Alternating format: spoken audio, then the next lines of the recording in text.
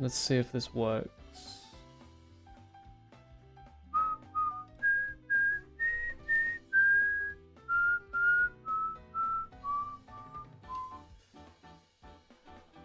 I am live on that platform. Yes, shut up, mate. What about this other platform?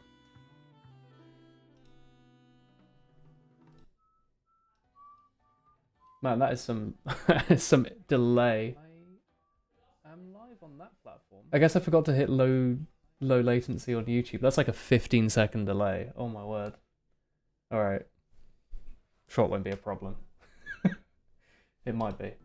Well, that's cool. All right. Let me do my announcements then, me. Shut up, me. Wow, Twitch has like really low latency. Should remember that. What's Twitch? Don't tell anyone, I'm testing multi-streaming. Live on YouTube and Twitch. So I need to have a link to both platforms? How does that work?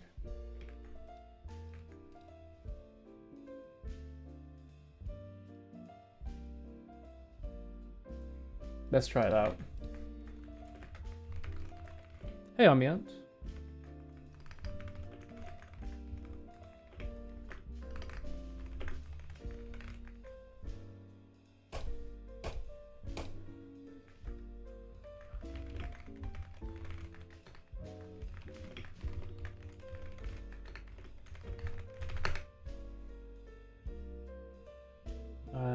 Live?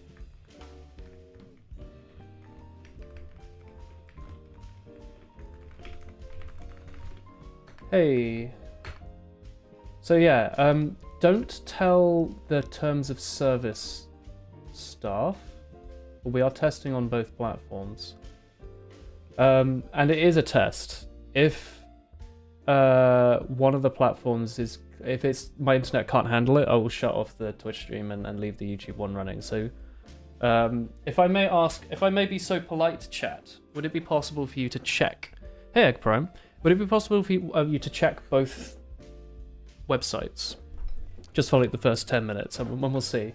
My bitrate appears to be pretty, like, redlining, but when I look at Twitch, it just says 6500 bitrate, which is what I've set it to. I couldn't work out a decent way to... And by the way, I'm assuming you can hear me. Can you write something? I guess I could look at my own stream. Am I offline? Or is it actually working? It looks like it's working. You hear me? Okay, you hear me on Twitch. Oh shit. Okay, you hear me on Twitch. I guess I have notifications for that as well. Thanks, Menace. Last night I dreamed I swallowed a piece of bedrock. What does it mean? Thanks for the 57 months. Yeah, I'm just gonna see how this goes. Hopefully I don't get banned off one of the platforms. I think you're technically not meant to have chat. I don't remember how it works. YouTube can hear me. Okay, cool. So just keep an eye on what we're streaming today is not going to be intensive. So if the audio stutters or if the video looks really crap, let me know. Because we're just going to be looking at Visual Studio Code, which should not lag out. Can't check both, you're on your phone. That's fair. That's fair.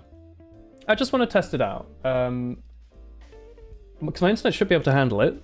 I've had to halve the bitrate again to make it work with Twitch. I was going to say I couldn't really work out a good way to have two different encoders without just encoding twice, which might be fine for programming and like Slay the Spire, but for now Twitch might be slightly better, Donut, just because I accidentally set YouTube to normal latency instead of low latency. You have both open. You don't have to listen to both, but just if you occasionally put your eye onto the other screen and then just check. Hey everyone. Yeah, I mean I do technically have two chats. I don't know if it combines them. It actually does combine them. YouTube has like a 15-second delay, which I can't fix. That's just YouTube. I needed to press a slightly different button. I mean, I could restart the stream, but I don't know how that works with YouTube. But I have to start a new broadcast. Do you know how it works? YouTube's a delay, so that one's muted for you. Okay, fine. Let's try Twitch for now. But just let me know how it goes. Just let me know how it goes. This is the first time I've tried this, so you know, I imagine it'll take a little bit of work. But is the audio otherwise okay? The video looks okay. That is some delay, yeah. I'll pick a different button next time. But yeah, just give us a shout. As I was saying, I had to drop the bitrate from 10K to 6K, so this is barely more work on my network than the normal YouTube streams. And I'm sure this won't look different, but Apex will look a lot worse. So that might be a short one. Anyway, how is everyone? Welcome back. I need to hide the thing, the YouTube overlay. Oh, woo. Well, thanks for the sub. Okay, so I guess subs will just work. I've got, I'm using normal OBS, but I've got Streamlabs set up. So, I guess it'll just duplicate everything. I don't think I'm popular enough for them to ban me, but if they do, maybe I'll get on live stream fails, and that'll get me a few £1 million. Is that how that works? But yeah, there you go. We'll see how it goes, and if you like it, then I can continue to multi-stream if you like. You like it when Woolen drank Prime in H. Luntley? Oh yeah, make sure to use your Prime subs, that's right. Anyway, welcome back. How are you all doing today? How was your week? How's your day? I've had a day. Hello, Monus, Egg, Army, Blank, Donut, Linley, Donut, Cinnamon, Star, Amy, Sonic Fan, Donut, Army Ant, Epic Day, Nightbot. Wow. Alright. Yeah, if I type in here, in like 15 seconds, you should see that on the screen. Wow. Yeah, hey, Small. Yeah, I mean, it's not a 15-second delay. It's like an 8-second delay. That's not so bad. Yeah. Yeah, and this is the programming stream. If you haven't seen it before, we've been working on this C++ game. We sort of started working on like a retro version of it in like COVID time. That was just WouHou. And that was a jaunt. That was an adventure. That was crazy. That was a lot. Well, then we repicked up the project like a year or two ago, and we were going through the steps of remaking it from nigh on scratch. It's been a couple of months since we last poked it, based off my GitHub profile at least. So we're just gonna poke around today. I had a few things I still need to do before I need to make more major decisions on the game. I wanted to get some sort of basic particle system set up, because I imagine I'll always want to use something like that. And maybe having some sort of in-game HUD. I've also been having thoughts, which is dangerous, right? I've been having thoughts at the back of my head about, do I want this to be a bullet-held Touhou clone, or do I want it to be more like Nuclear Throne? Because when I think about it, I have like 400 hours in Nuclear Throne. I think that game's really good. I probably have like 30 hours, 40 hours, maybe 50 hours across the Touhou series. That's just, I don't know, it's just something I thought about. When you're making a game, you should really make what's close to your heart. And I'm really, really bad at bullet hells. I'm not that good at them. But I like the idea of like a story-based adventure that you play over and over again and try and get a high score on. Likewise, I like how Nuclear Throne has procedural generation, so you don't actually have to design any levels, because that's currently something I'm putting off, is having to actually make the game. I'm not making TF2, Donut. Anyway, the other stream, I think we got cutscenes working again, and enemies spawn according to like a timeline. So I think at some point, if we were going to go along with the bullet hell idea, I was going to make myself like a level editor, right? Whoa, my webcam just it's really fucked up. Oh my word. Wow. Do the Undertale 1,000 if statements. They have 1,000 if statements in Undertale? That must be so fucking efficient. That's incredible. One big lookup table. Yeah, I wanted to make like a level editor, a bit like a beat map editor in a rhythm game, where you have like a timeline and you scroll left and right, and then you drag and drop enemies, and they'll spawn at that moment, and then that's how you can design the level. Because that's how it makes sense in my head. I actually have no idea how a level editor for a game like Touhou works. In my head, it was just going to be something really tedious where you write it on a piece of paper. But I think my idea makes some decent sense. Wow, what is going on with this Logitech? This is not like a filter. This camera has just been slowly dying over the years.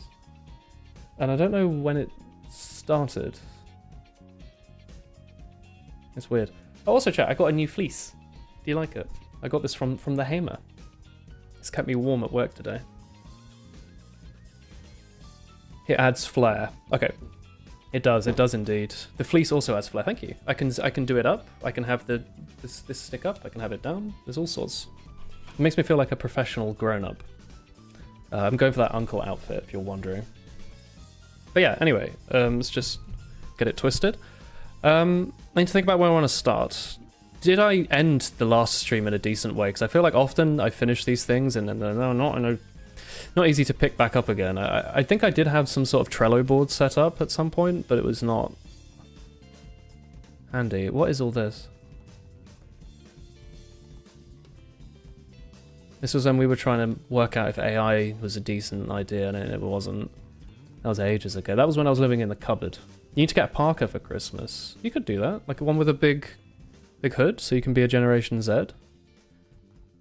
What is all this? Oh yeah, we wanted to have a dev console at some point. That's a good idea. Alright, let's just start with a clean space. Okay? Somewhere nice and easy. Also, I got a new keyboard since we last streamed. I might have a filter on my mic. Can you hear me typing? Because I think it's important. I got a WouHou 80 HE or something. So I can actually type now. I have a button that lets me flick from gamer mode with like super fast inputs and high actuation point to like typing like a human mode where like you know, I can, yeah, it's very it sounds really nice. I mean, this is me holding it in the air, it's not on a table, but like.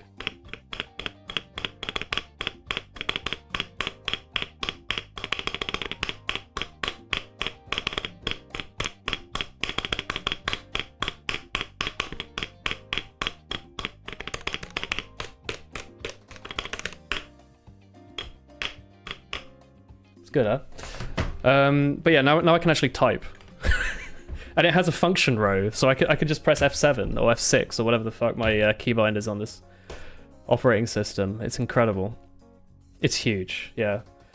You got an Excel sheet that had a cell with a series of if statements that could be easily switched to a VLOOKUP. You haven't told your colleague that made your sheet. You know what? They're trying their best. If it works, it works. It works.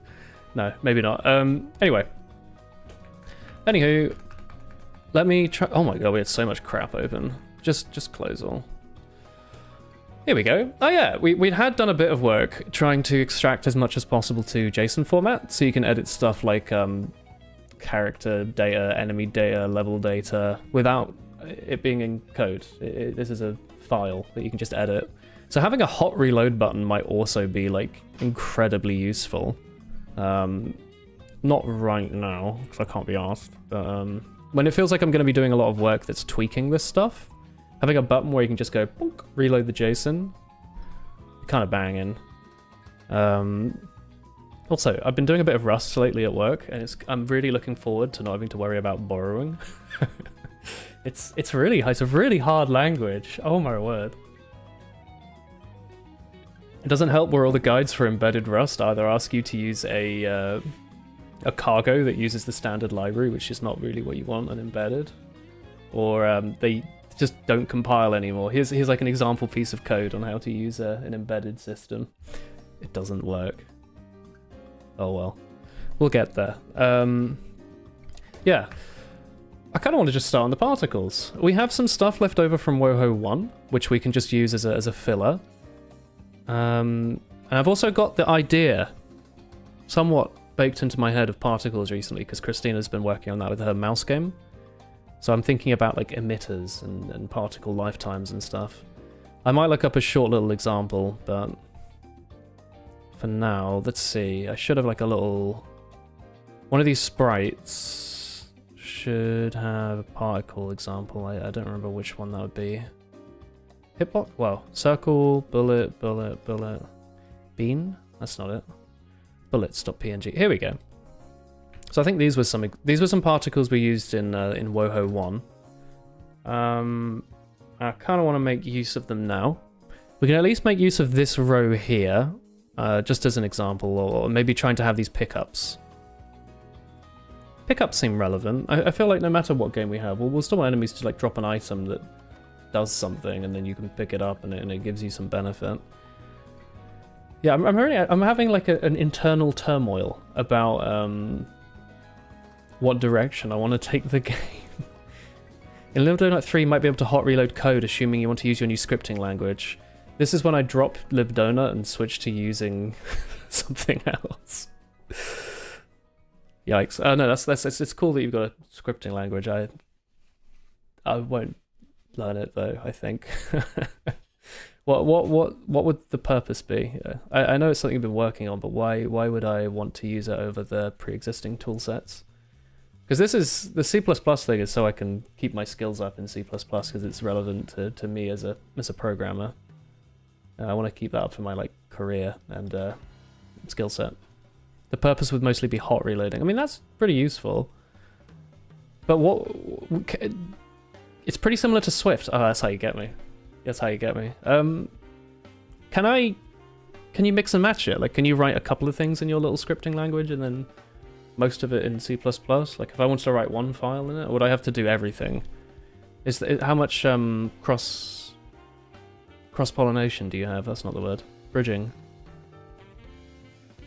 Because that would be handy. I don't know. Anywho, let's have a look. Let's think what we want to do first. And then start with that. I'm going to say I want to make it so that when an enemy dies, for now, I want a cloud of particles to spawn and shoot in somewhat random directions and then fade out and get destroyed. Yeah, the idea is just to have a couple of files of scripting for stuff like gameplay code and keep all the C++ you have currently. Stuff like gameplay code. That's the whole game. That's all of this. What do you mean? A few files of script for stuff like gameplay code. Do you mean like deserialized data? Do you mean data or what? As in business logic? Okay. Sure, maybe. We'll see how that fits in with my grand plan. Alright. Anyway. Let's think. First of all, I want to see what I had in WouHou 1, because I actually had a semi-decent particle system, whether or not it was a good idea or not. It was a data-driven development thing, so it might have been a lot easier to work with, but maybe I could shove a little data-drivenness in here. WouHou. I think it was called Project WouHou, right? You can't see my browser, by the way, so you're just gonna have to pretend you can see it. Just use your imagination, okay? Let's have a look. I want to see my private repos. Last updated 2022. Damn. To make it more concrete, imagine you'd be able to choose between script and C++ on a per system basis and your ECS. Like, it could be handy, I suppose. But I'm kind of enjoying like trying to learn a bit of C++. My end goal is not necessarily to have an epic game. It's more to develop myself as an individual. But I guess if it can help me with some tedious stuff, it might be nice. Maybe. I'd be interested to see what you've done at least, because it's always fun to see on each other's projects, right? Okay, I've got... Did I spawn them as bullets? I have bullet controller. Maybe I just made it so particles are bullets. Fire spark. I think I totally did. So it looks like I can drag this code in, I think. Do I have a scratch file? Notes. To-do.txt. Alright. Delete all of this. So we had this bit of code in here, in WouHou 1, where we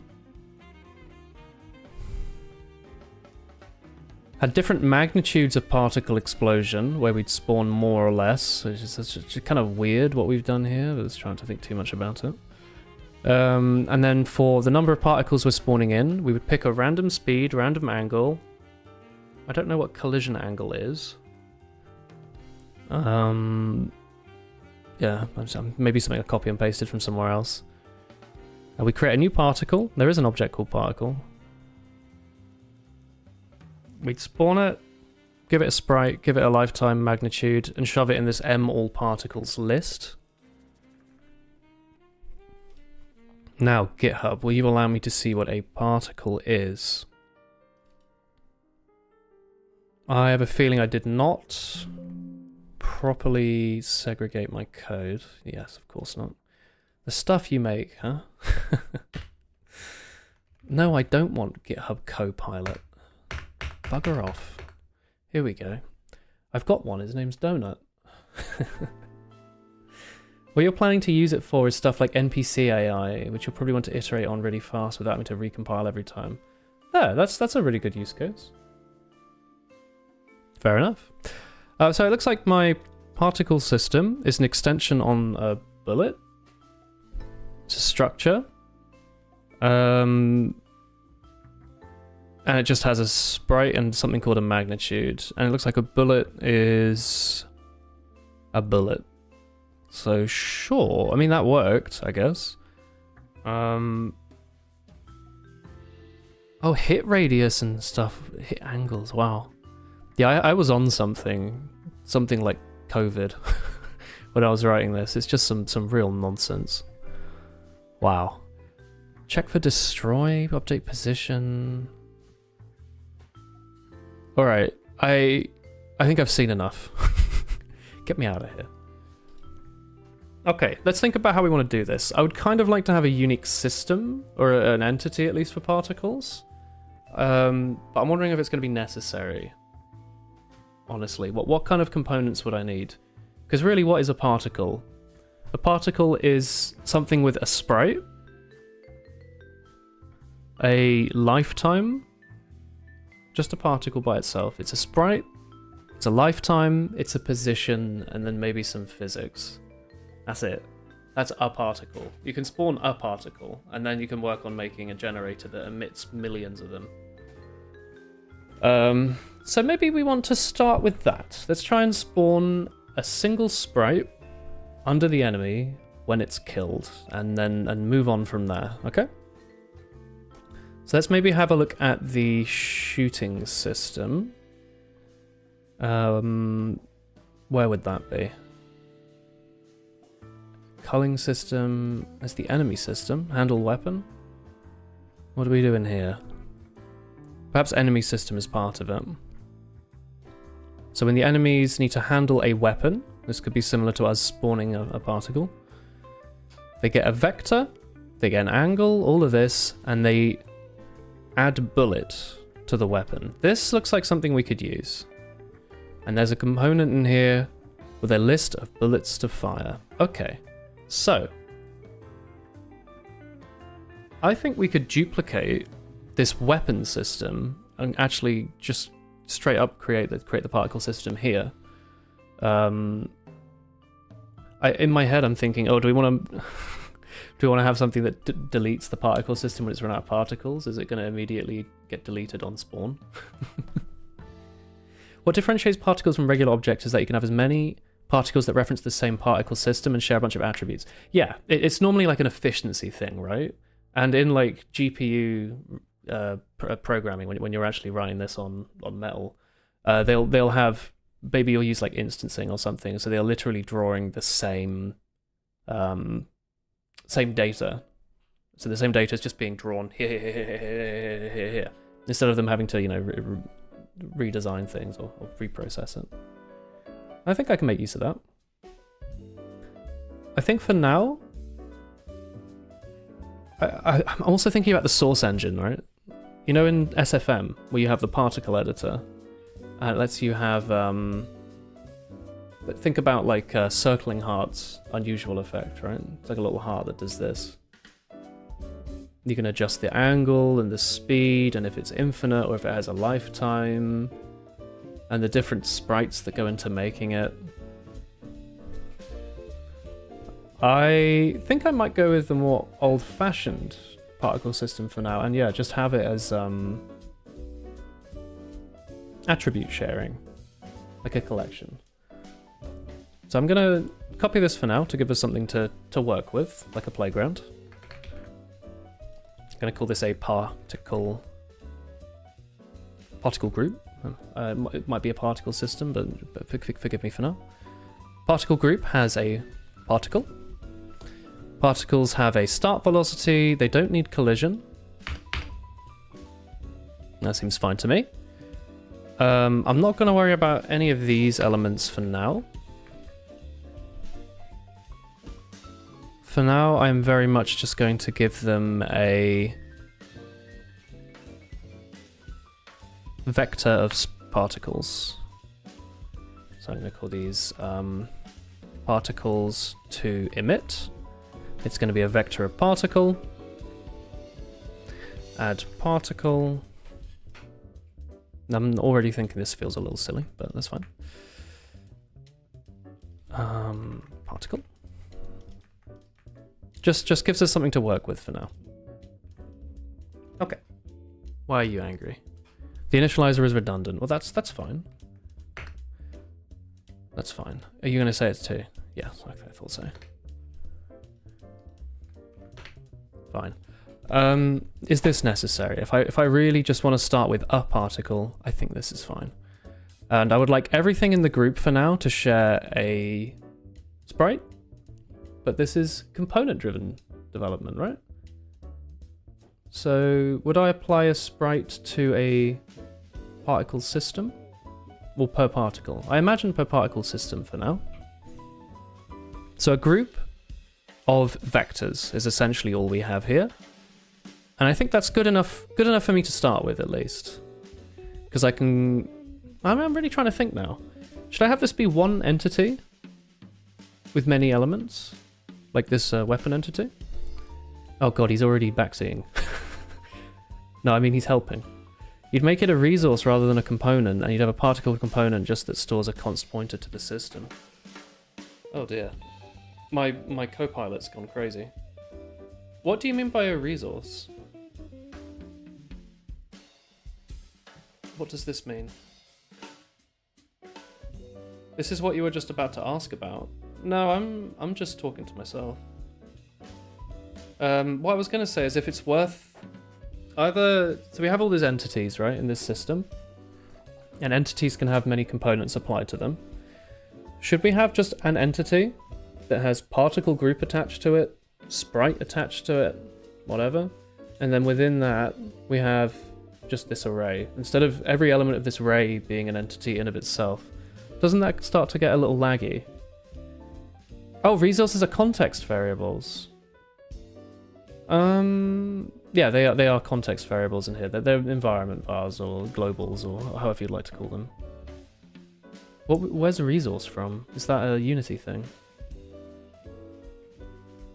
Particle component that stores a const pointer to the system.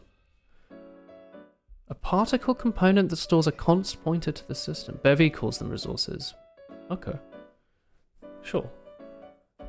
The resource seems a bit overridden, I'll be honest. That makes me think of like image files and audio files and stuff. I think it's an interesting choice of wording.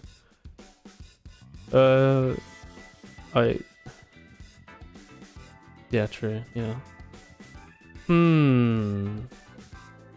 Do I want to have multiple particle systems or just the one? I kind of wanted to have multiple. If I'm thinking of it like, not necessarily this is the right way to think about it, but in Game Maker, I remember you spawn a particle emitter, and it's a bit like, you know, having a lit match. Well, I don't think I've got one around here. Oh, I actually do have a box of matches. I'm not about to light this, but you know, this is my particle emitter. I've just created it. If I were to go, then this would be emitting a bunch of fire and smoke off the top. And eventually it would burn off, its lifetime would run off, and I'd need to chuck it in the bin. Emitter and systems, yeah. And there's lots of different types of emitters. But the idea is like it spawns and holds onto that list of particles until it's no longer needed, and you can collect it to the bin. By correspondence to this, you mentioned the particle system or particle group, if that's what you want to call it. I'm just trying to think of what's a nice way to do this. Do I want... Let's say I spawn 1,000,000 particles. That's quite a normal thing to do. Maybe not 1,000,000, but it's the sort of thing that you'd spawn lots of. And you'd expect it to have not that big of a FPS drop, ideally. Compared to spawning 1,000,000 like objects. But you know, like game objects with all sorts of nonsense going on. And I'm just trying to think if it's nicer to have... I should put this away. If it's nicer to have everything as an entity or one thing as an entity, and what the value is. If I have every single particle individually as an entity, then they can have different sprites and whatnot, or at least point towards a particle group. What's the value of them in them being an entity here?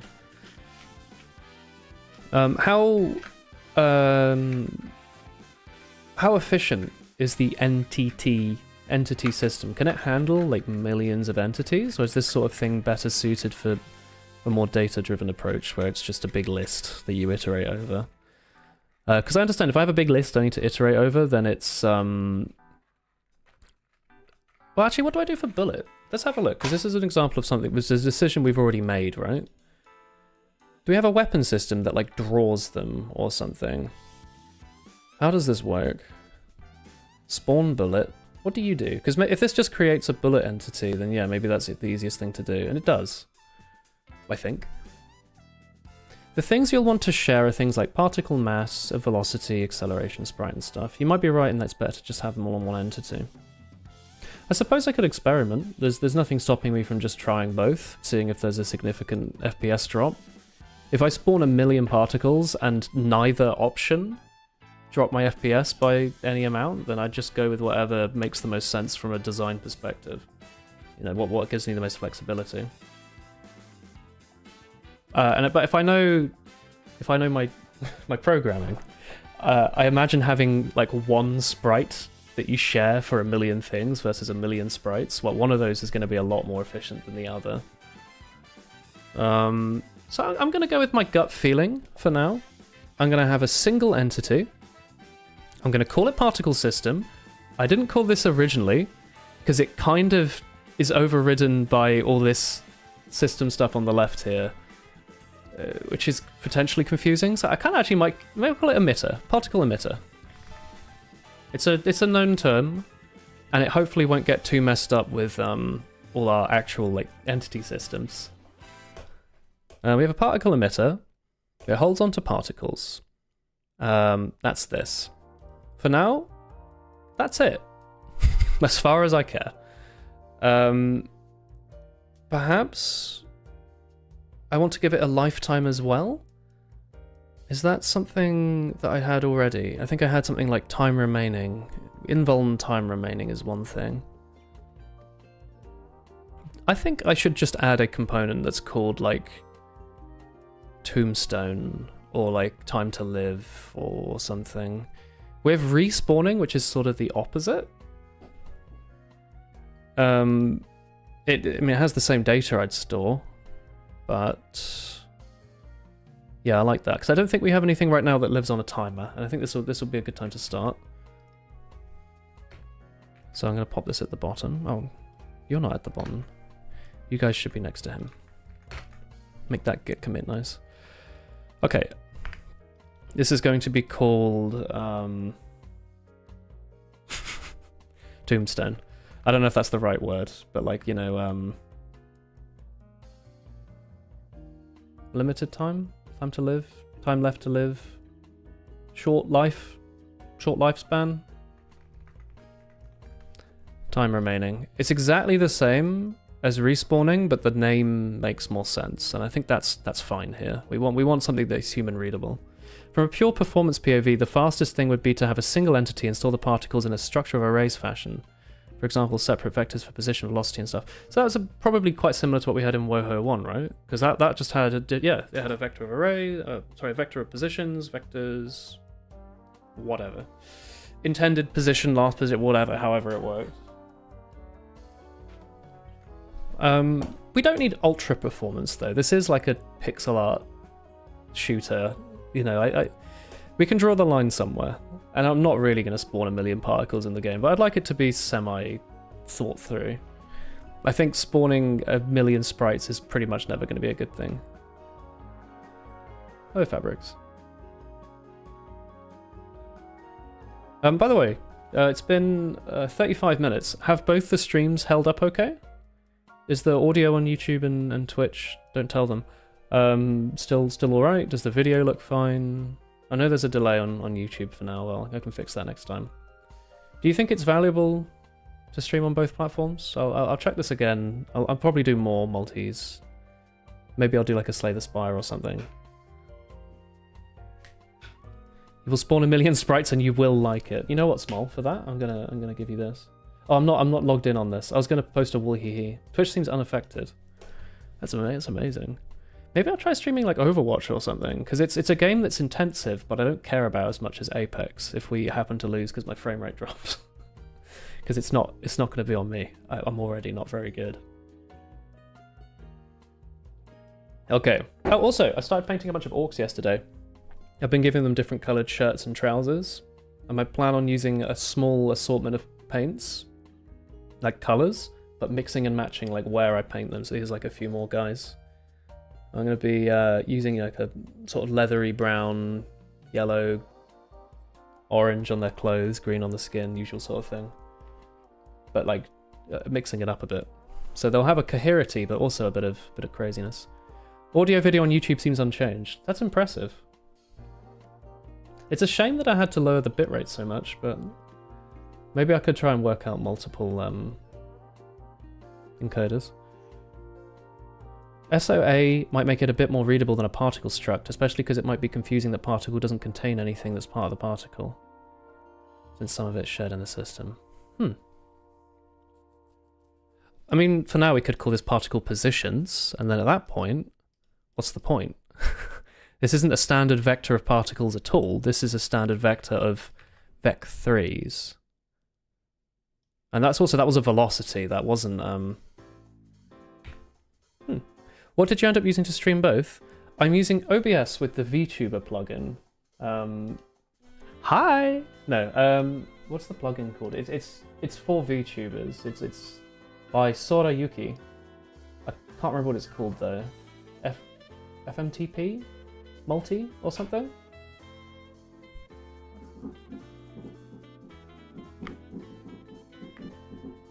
There's fireworks going off outside.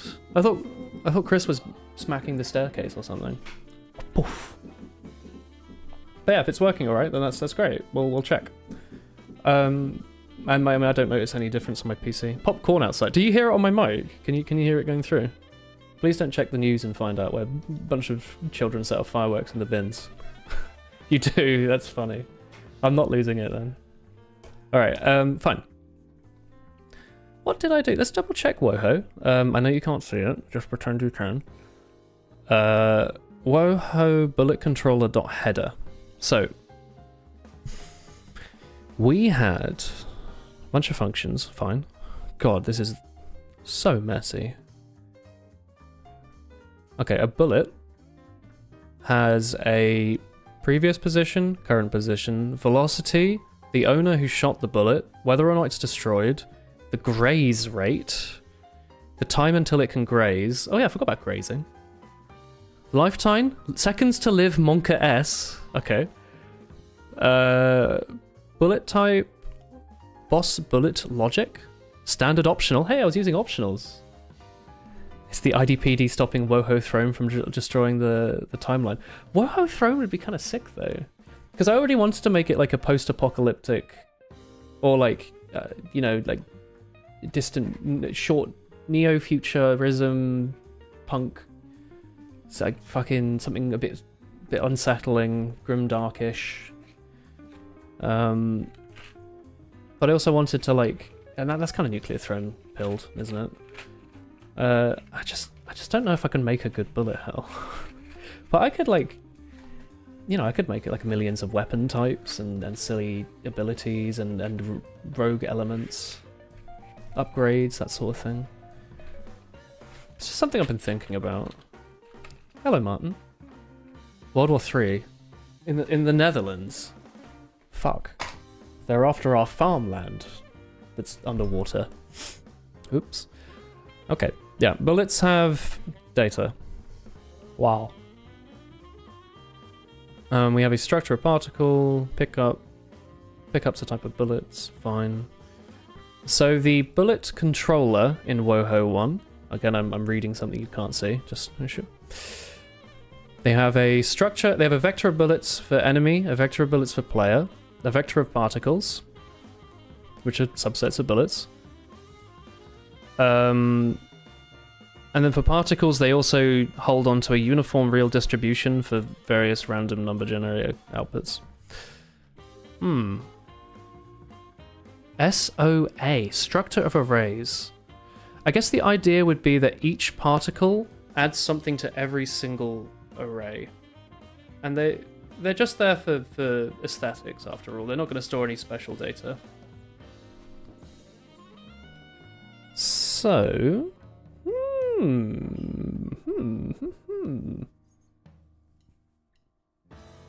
I've had an idea? How do I want to do this? You know what? Let's start easy. Let's start semi-hard-coded and then extract where necessary.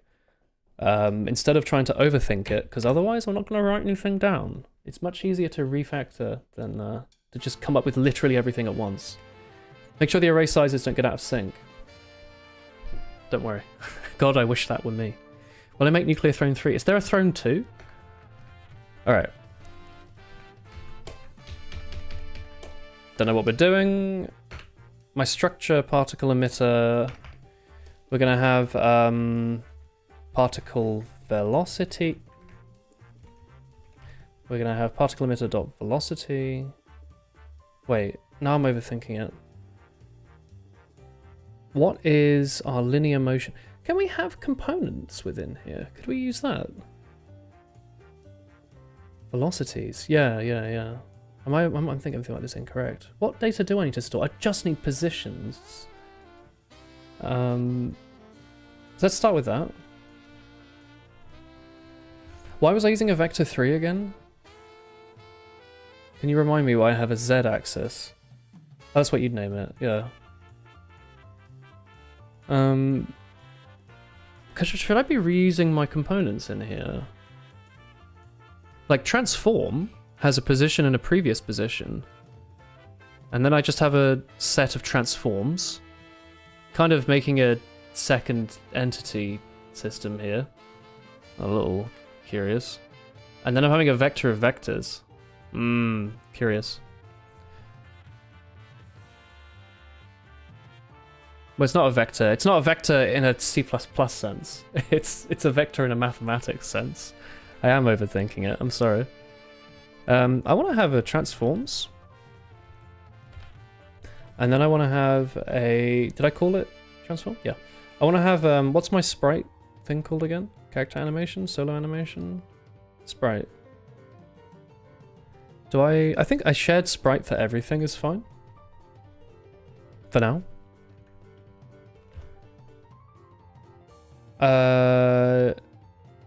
What else do we want? We want to probably give them an initial velocity. What do we do for bullets? We have a vector 3 for start velocity. And then how do we shoot that currently? So handle weapon. Here we could randomly generate something. Maybe, you know what? Maybe I should just basically copy what I've got for shooting the bullet, because that's what a particle is here. Just something going... But instead of shooting bullets that hit you, it's smoke that dies. And I think I shouldn't overthink it any more than that for now. Because I have a habit of doing that in these streams. It's weird. Streaming gives you this extremely good ability to overthink and overanalyze and then never actually progress. Whereas if you were working on this just while watching a live stream, you'd just bash it out, move on to the next thing, and you would have had it done by now. I mean, the most perfect game is the one that's actually done. Sitting and thinking about what the best way to spawn a smoke particle is really overthinking it. Let's think. You want to spawn a particle? No, going into a programming haze here. Sorry, pal. Hell yeah. It's just so easy. Going into a haze, that is. For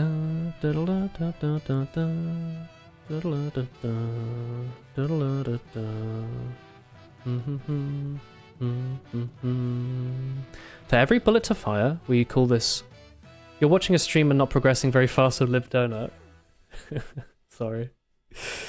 So when we're in the weapons system, which we could maybe reuse for... We could make a particle system that copies this. For every bullet to fire... So what do we do here? Handle weapon. When do you get called?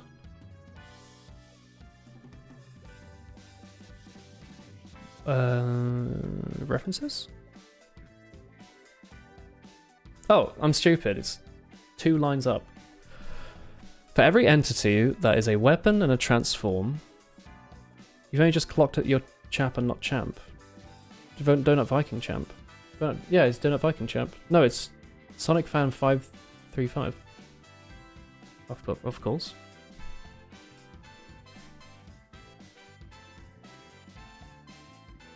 I like this. Why can I not make these bullets like I did before?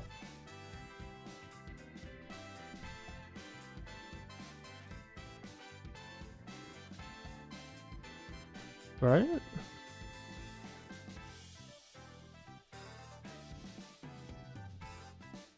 There's a little extra code.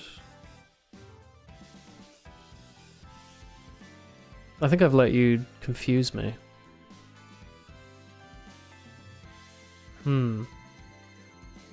I guess we don't need to constantly... Like, a weapon is a thing that, like, it's like the enemy's holding it, and it could be used at any time to...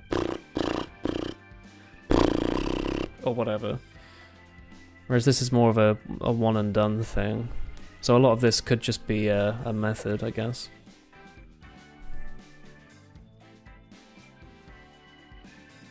Is that true? I mean, it would be kind of nice to have a particle system that lives for a little bit, like a weapon. And then also have the particle system itself die out. Right? Like if I wanted to make a match, right? I would like it if, I'm doing the match thing again. Like if the match itself, sure, like each smoke thing that comes off here has a lifetime of like a second until it explodes into the atmosphere, dissipates. But the match itself also stops making fire at some point, right? You go, or it burns to the end. So that means the particle system and the particles both have a lifetime, right? So what's wrong with this? It seems reasonable, right? So I'm gonna kind of go back on what I said earlier. Don't tell Donut. I'm gonna just copy and paste the bullet thing. Shh. I just want to experiment, okay? You know that emote? You seen that one where he's like... Maybe, I could just turn off the Twitch. Hide it from him. Particle. Particle. Make the particles immortal and stackable. That seems like a good idea. I think a lot of particles do a fixed number of particles and just respawn or hide them as they die. Oh, yeah, they definitely just recycle stuff and then just restart the animation back here, but we don't need to get fancy with it. Pause the stream, do it, restart the stream. I have often thought about just doing this off stream in my own time, because I might be able to make decisions without having to double check it with the internet. But then again, the benefits of pair programming are incredible. You get to act as a virtual keyboard for so many people. Okay, Star Velocity. Ooh, the music today is really good. Are you enjoying it?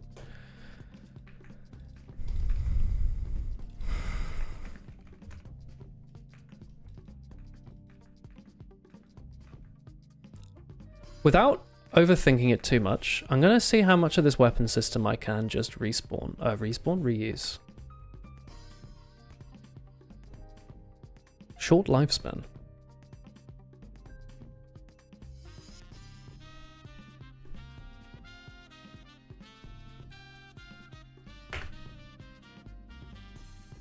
Let's just call it lifespan. And because it's C++, I have to put it above, right? Or is that not true?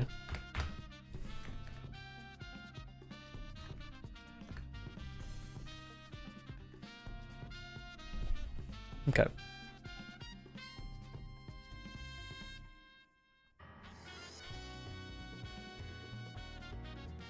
That's not necessary, is it?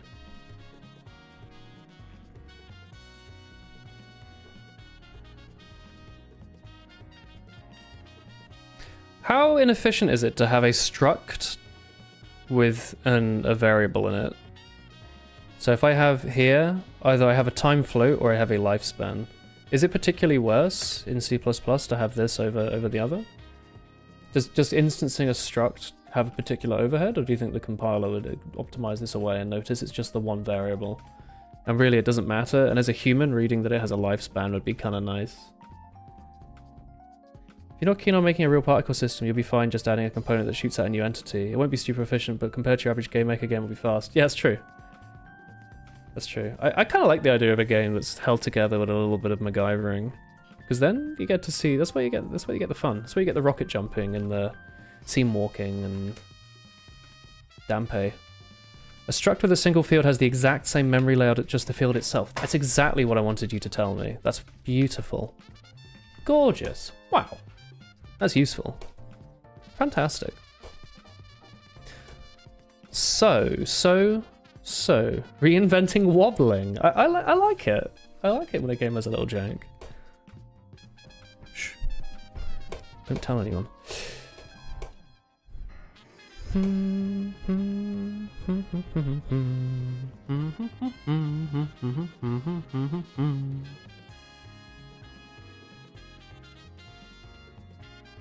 I just shaved my beard a bit. Okay, you haven't heard this song in eons. This particular remix, The Phantom Ensemble by Swingholic, called Jazz Toho. I think I might actually have this album. Hang on.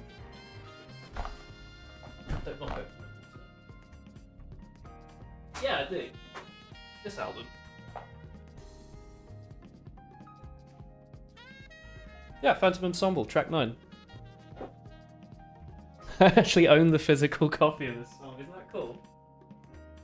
I play it on my CD player. It's cool, right? It's kind of cool. It's oh well. My first trip to Japan, there was some song that I wanted to buy and I just didn't. I should have. It's this album, although it's not. It's Flap Frog's, I think, third album. I think it was Cheer Now Out 3 or 4. I don't remember. I should have just bought it. I don't know why I didn't. It's because I'd already spent like €100 on CDs, but don't tell TK that. Suitcase was just CDs. It was nice. Shit adds up. You're like, oh, €2-3 for this one. Oh, there, yeah. Oh, the full Angel Beats soundtrack. Yeah, I'll add that in. Sure. Oh, the Zelda soundtrack. Yeah, come on then. All right. Now I have physical things that I like. Could have just bought digital MP3s. I could have looked at the data on my hard drive. Okay. Having physical media is a bit like having a backup, because even if my computer dies, my CD player will still play CDs. Now I can do both. Yeah, we love options. Classic trader talk. I haven't done anything for a while. I've just been talking, I'm sorry. It is just like work. Alright, no, anyway. Weapon system. Mind on, okay? Enable brain. Control C, Control V. And I have a keyboard now, so I can just press F2. Particle system. .c++. And yeah, don't worry, I'm going to remember to update CMake. Don't worry. Don't worry. Hey.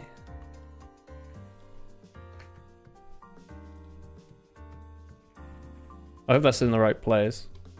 Looks like it should be.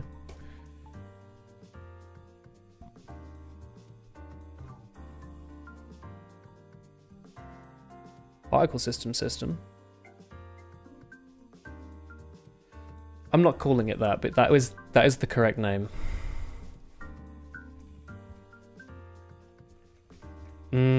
Header guards.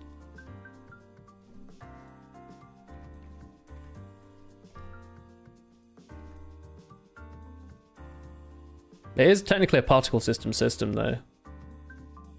I hate it. Or particle emitter system. You wouldn't call it that either, but I kind of want to call it that. Some part of me. I just get whatever other stuff in here. I'll sort it out.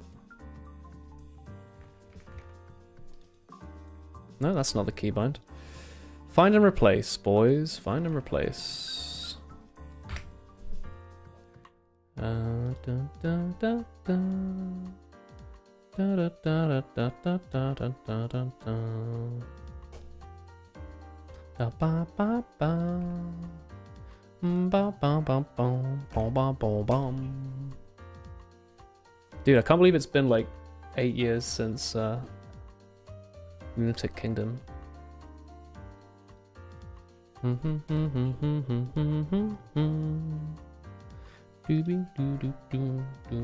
What's the keybind to switch between again? Alt-O? Can't believe this shit's working today. VS Code never works for me.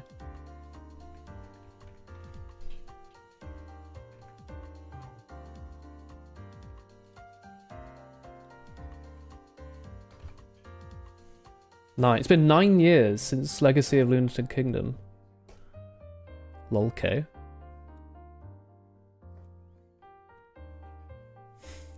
Right.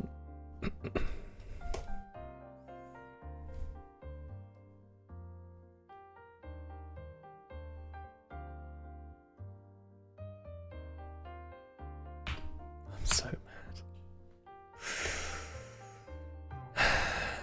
Registry.view. If I don't want to have that registry.view system, can I just have sprite transform?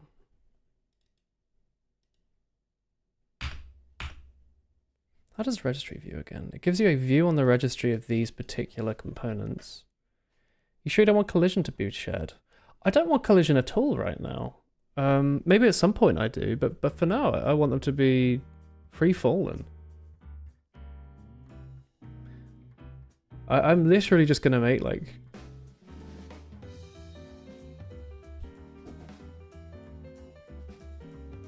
sort of thing. Don't jinx it. You did put collision in there. No.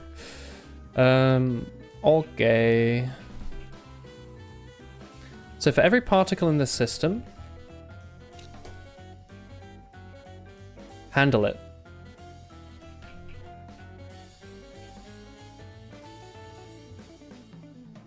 That's not how it works. For every particle emitter, and that's for every entity with a particle emitter and I think a sprite. Is it a sprite or is it going to be an animation? Aye.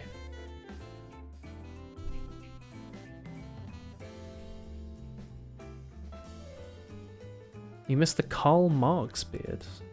Hi, Small, again. What do you mean the Karl Marx beard? I have like a square beard at some point? I'm thinking of Stalin. Quit Stalin and get on with it. Alright.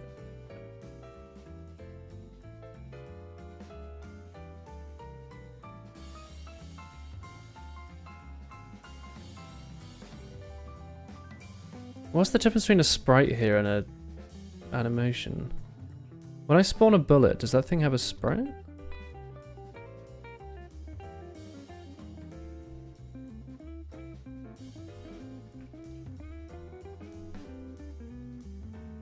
It has an animation. Add animation. Puts a solo animation and a sprite on it. Oh, they're different things. I guess a solo animation and sprite is fine.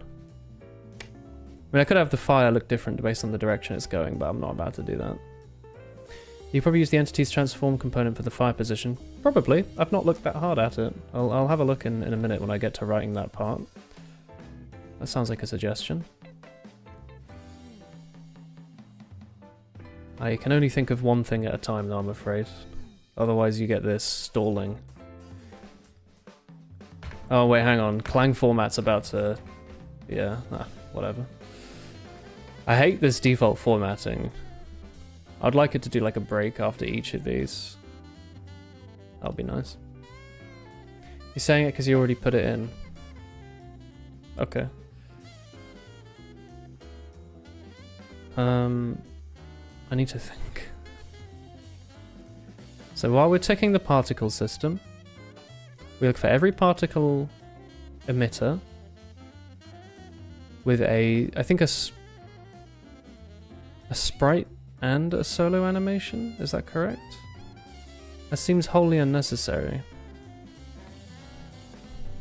Why does the bullet need to have both?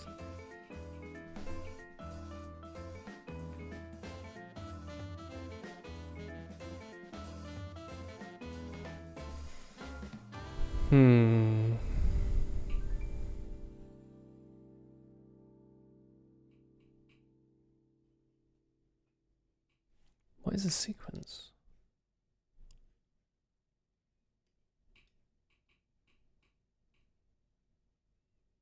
Man, I've completely forgotten about all this.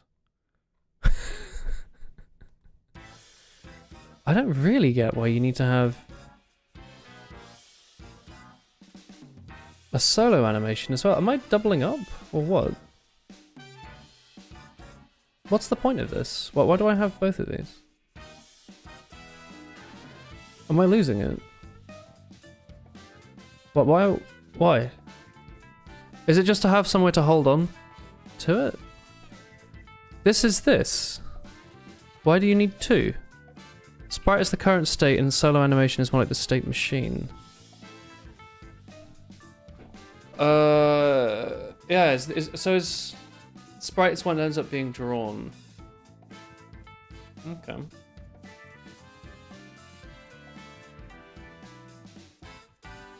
Sure. Just seems odd, but sure. Entity factory. We have a spawn bullet, spawn enemy, all this other stuff. Let's have a spawn particle.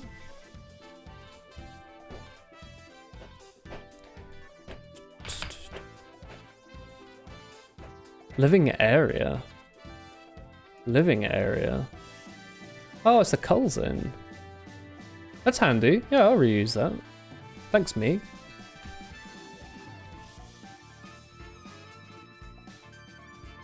Don't need collision.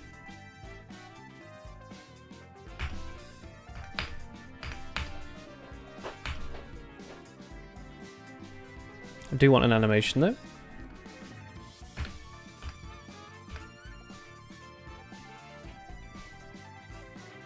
Yeah, we can spawn bullets for now. We'll think about this more in a minute. Is there a generate header definition? Declaration? Of course not.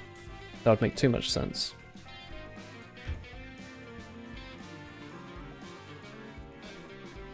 You can be public. You seem useful. Sit next to your brother, spawn bullet. This headphone cable's getting in the way. You have character animation as an alternate state machine, you think that makes more sense to think about? Yeah, that makes a lot of sense.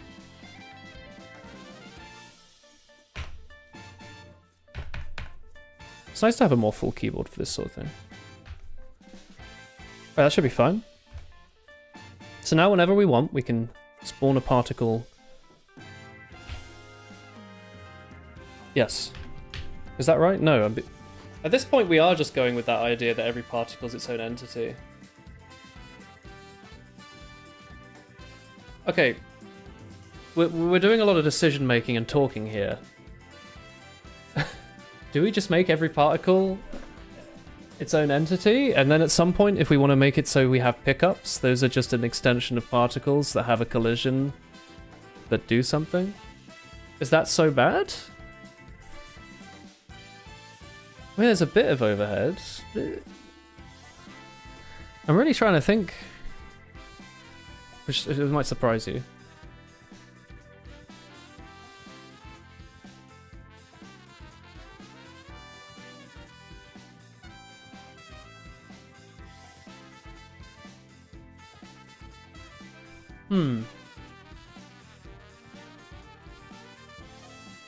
What is a particle if not simply... The benefit is your particles get to reuse all the physics and drawing code for free. Assuming they have the same physics. Right?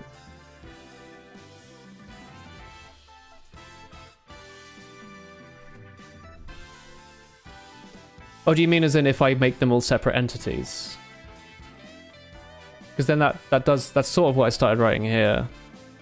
Alright. I'm putting my hands up. You're welcome to take me to jail. I'm going to make an unoptimal choice for the performance of my game engine to make it easier to program and with more freedom, at the expense that I can't spawn a million of these things until I decide that I need to spawn millions of these things, in which case I'll write a different system for that. So I'm going to make the particle system a gun that shoots bullets, but the bullets will be particles. And I really want to light this match. Maybe I can light a little match. I'm going to put a candle. Actually, I've got a candle. It's 10. A million should be doable. Yeah, look. There you go. I just wanted to light a cute candle. It's for my mental health. My stupid mental health. Sorry. There you go. Particles. Oh, yeah. Fucking love the smell of matches.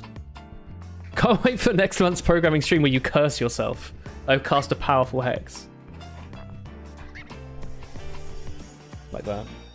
Man, I've really wanted to light a match today. That was good fun. Alright.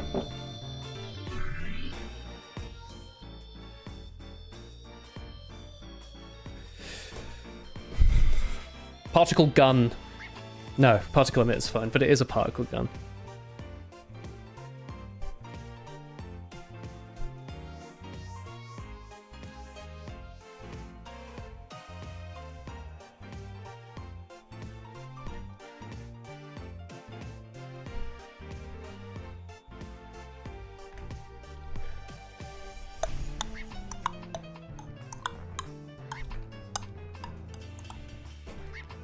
So when the enemy dies, it's going to spawn a particle emitter and then explode into a million pieces. That's the idea.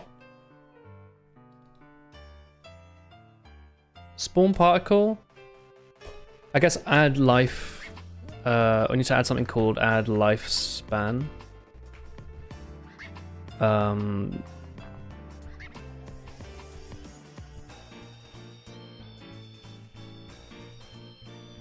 I'll pass it in. That candle smells really nice. Do you guys code with candles, or is that just me? I'd code in the bath if I had one.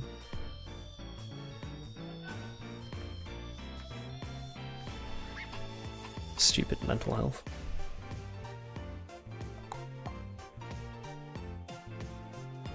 Now you just need to make a function called add lifespan.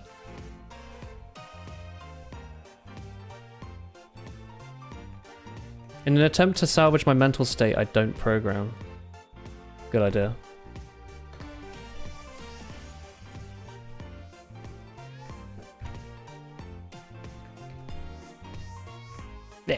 Yeah.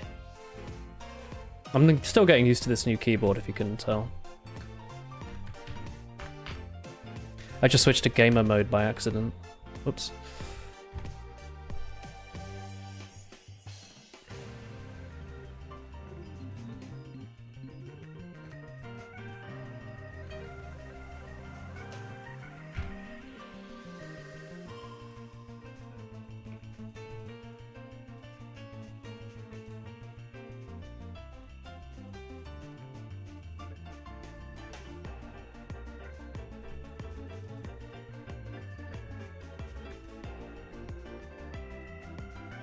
Ugh.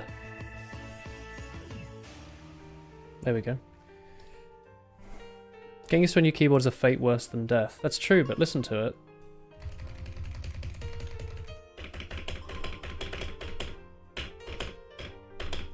It's kind of nice, huh?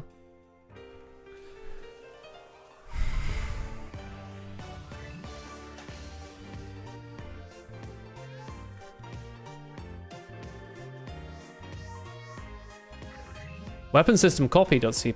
My index is way out of work.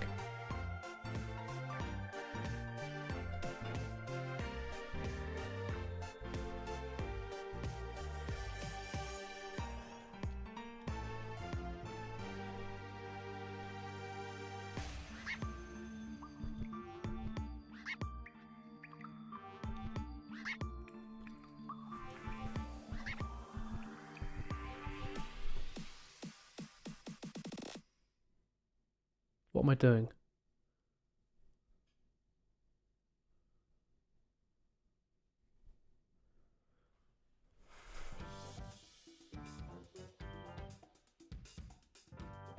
A particle system is an entity with a sprite and animations and then a million, dillion, trillion entities. Is that not true?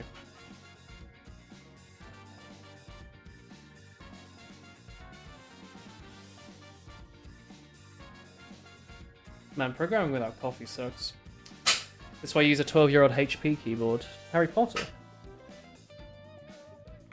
No, I know you mean Hewlett-Packard. Ay. What do I want this system to do? This is meant to be like the weapon. I'm not saying that. Okay. It's the particle emitter system. I'm going to stop confusing myself.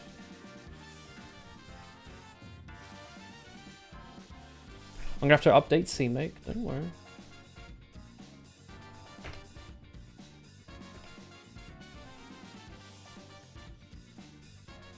The particle emitter system.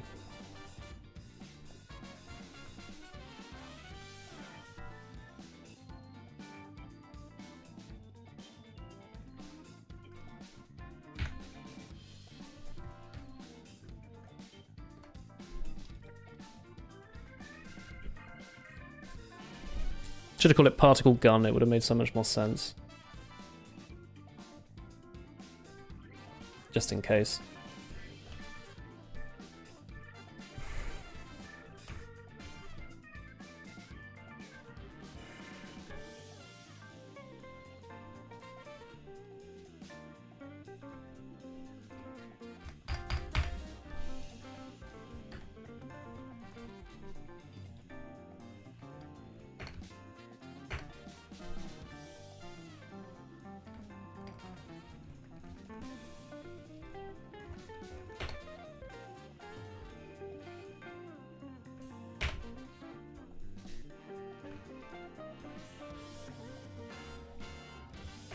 God, I'm a genius.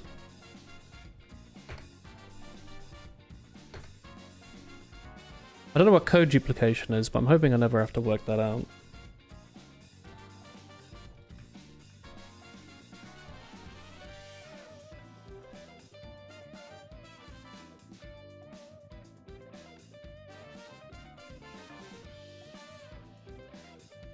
I guess it'll have a transform. Because I guess the guns will have a single position. That's fine for now. I mean, I guess I'll reuse the code where I can. Fine. Whatever, I guess. I also need a lifespan system. I think I have a culling system, which I can do in here as well.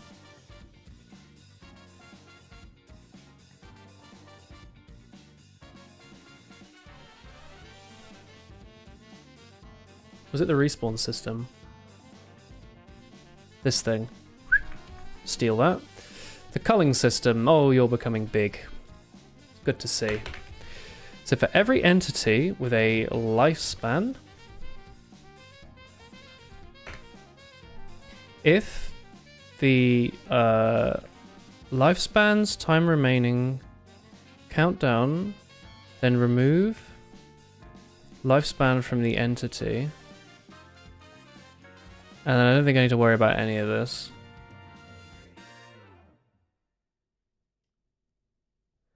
And then I think the culling system at this point does this. Oh, I love this song. Are you guys enjoying the stream today?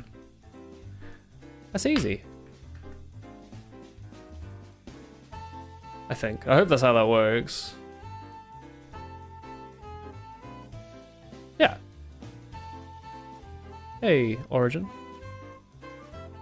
You're chilling. I fucking love this song, dude. Got me. Me? If you need multiple emitters matched to a single entity, you can always add a parenting system that allows entities to inherit the transformation of another one plus some offset. Yeah, there's all sorts we can do. I also don't want to Yagni myself. What backend are you using for your game?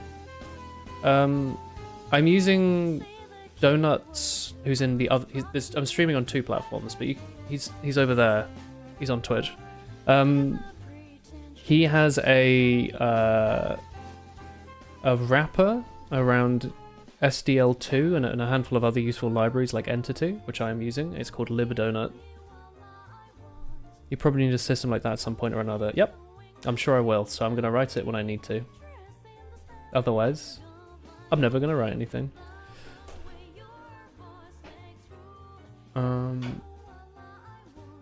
Maybe Donut will write a link. Oh, I might not write one. We can have a look. It's nice. There you go. I don't know if he can post links. Maybe he tried and it got deleted. But it's a group of handful utilities and some nice wrapping code. It's very nice. Here we go. It allows you to get a little nitty gritty, but not too much. Hope you're having a blast with this tech stack. It is cool. It's nice. It's nice to have a sensei around as well. Even though it's a bit hard to disable. It's generally considered bad practice to ban your most active chatter, I've heard. Something like it looks bad on the streamer, but I have thought about it, don't worry. Just now. Alright, lifespan, destroy. Anyone want to start smoking? No. Alright, I have a particle emitter. You could handle getting banned. Please don't go. I mean, yeah, fool. There you go. This is both the YouTube and the Twitch personalities. I need to kind of split myself. I could actually do that. I could have 2 webcams, I think. We can have good Woolen and evil Woolen if you like. Could add like a nice, I don't know, color correction on this one. This can be the sort of... Oh no, it works on both. Oh, it's because I duplicated it. Well, you know what? Both of them are good Woolen. They're both good boys. I already fucked that up. Well, there you go. I just look like this now. No, just kidding. Only look at left woolen if you're on YouTube. We need to now create this thing. Ow.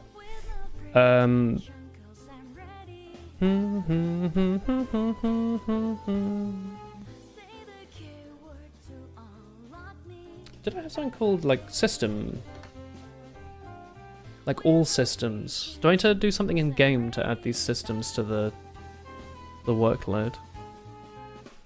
I feel like I did. I had like some sort of systems manager. Yeah. Well,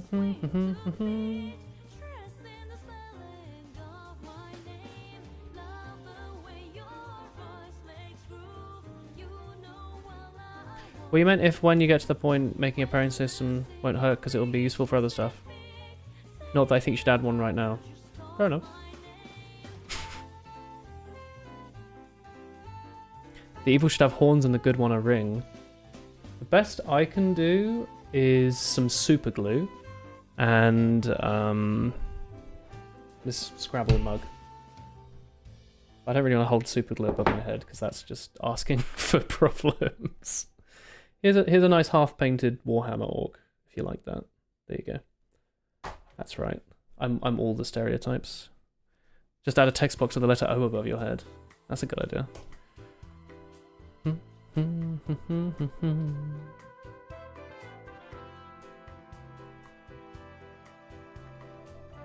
Don't remember exactly how you do this. Particle emitter system. What's wrong, little guy?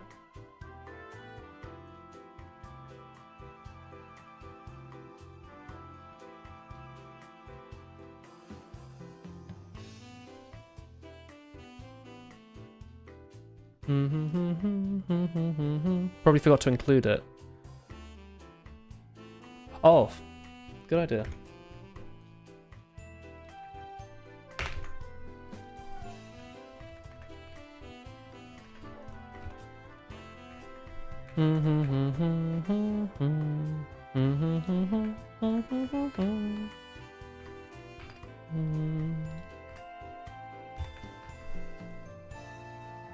It's going to tell me that I can remove.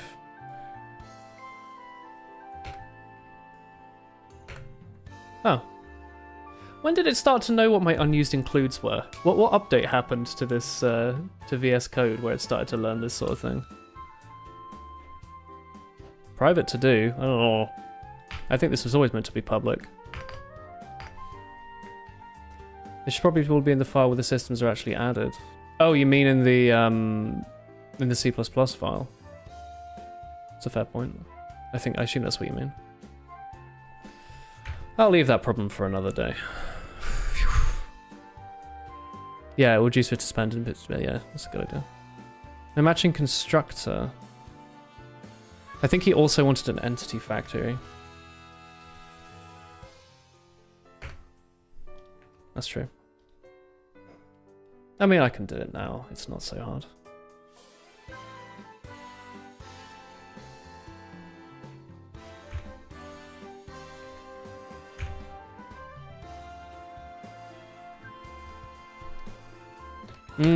Includes.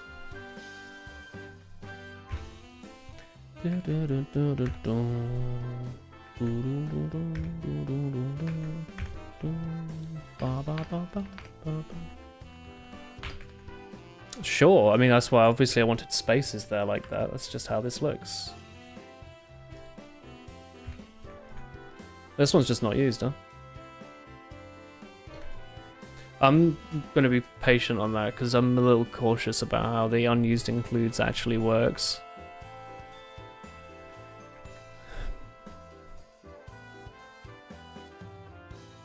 Sure.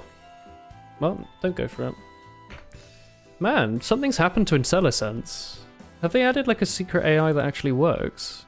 Or have they just updated their code base to be usable? Normally it doesn't give me so much useful information, the VS Code. Might actually improve compile times a bit. Yeah, compile times are a little slow. That's true. Ooh. I've done that, dude. Get rid of these comments.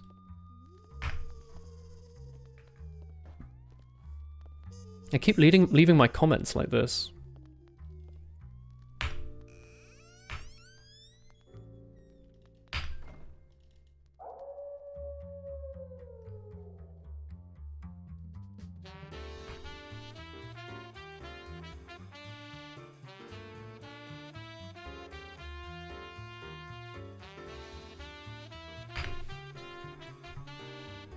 Phew. It's hard to include your code base so much. Yeah, I guess I can make you const.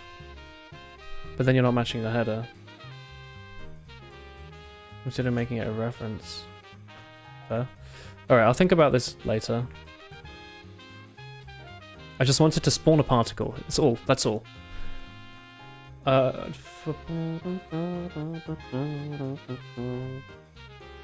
Currently, that would be in the culling system.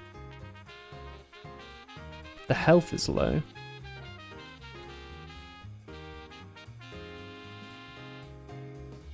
I suppose I could make it so entities have a particle to spawn on death, but for now, let's do this. I want to create, instead of creating a weapon, I want to create a particle emitter. So I think we need to go into the entity factory. Add weapon. Here we go. Oh, we just in place it, I guess.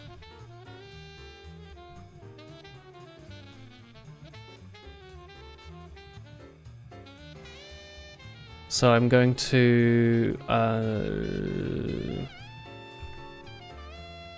culling system. This needs to be a particle emitter. I might make a function for this. Particle emitter. This doesn't quite match.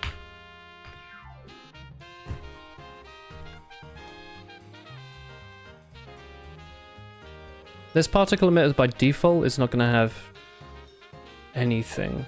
No shot speed, no shot interval. Where are these things being defined? Just in here.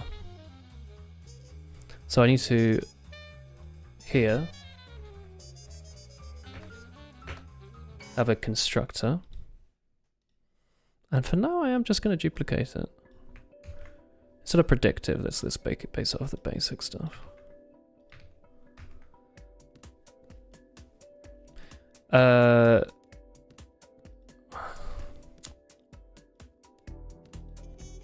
Alright, fine. Let's just say we'll hard code it for now, we can extract this later. Shot speed, something like 200. I suppose the particles could very easily be put in a JSON file as well. Something nice we could do.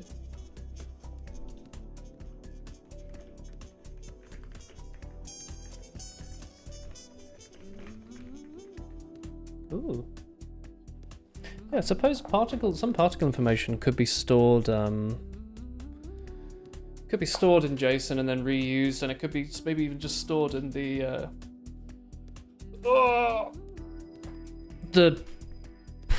thing that keeps hold of all the data. I forget what it's called. Data holder. Sprites and animations and stuff. Alright, anywho. Anything else that's needed here?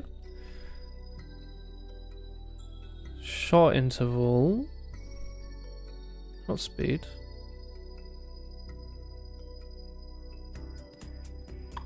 Can't wait for you to delete this comment in a drive-by. Yeah, that'll be fun. Hey, Bowser. Let's just try this. I actually have no idea what this is going to do. It might not even compile, so let's just see how it goes. How goes the programming? It goes. It goes. We're doing a multi-stream. So I'm also trying to see if YouTube and Twitch works. I'm guessing it's still holding up. It's been an hour and a half. Chat? Both chats? Both platforms still looking good? Alright, what's going wrong? Are these warnings as errors? No, this was working earlier, wasn't it? I must have deleted a colon somewhere or fucking added an extra one of these things. Delete the fire position field because you never used it. Yeah, I might do that.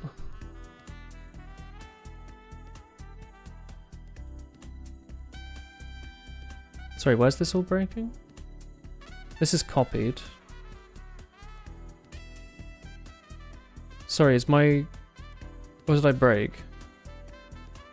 C++ compiler. Yummy. Did I break a header?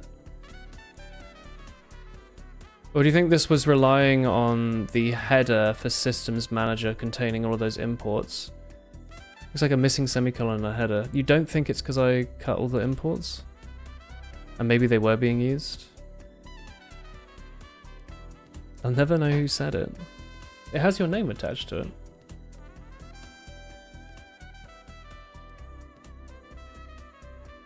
Let's check the components area, I guess. Particle emitter, you look fine. Lifespan, you look fine.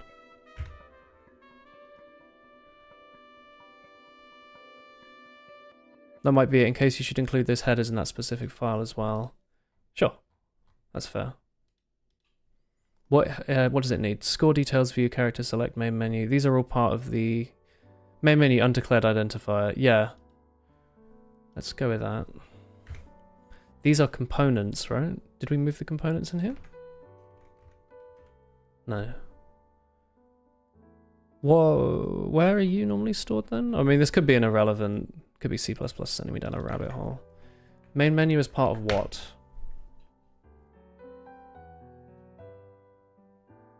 Linear menu.header, so is that now in here? Linear menu, oh there you are. Navigation system, chuck this in here. What do you mean? Oh, you're in a different location, I guess. So you're already in systems, I'm guessing. So can I just include linear menu directly? Yes. Should help a little bit.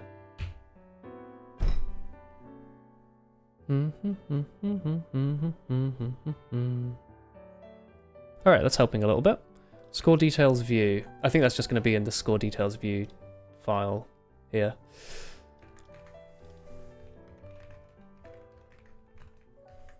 And what else? Character select. Yep. Sure, that makes sense. What a language, huh? Imagine. Name entry and score table.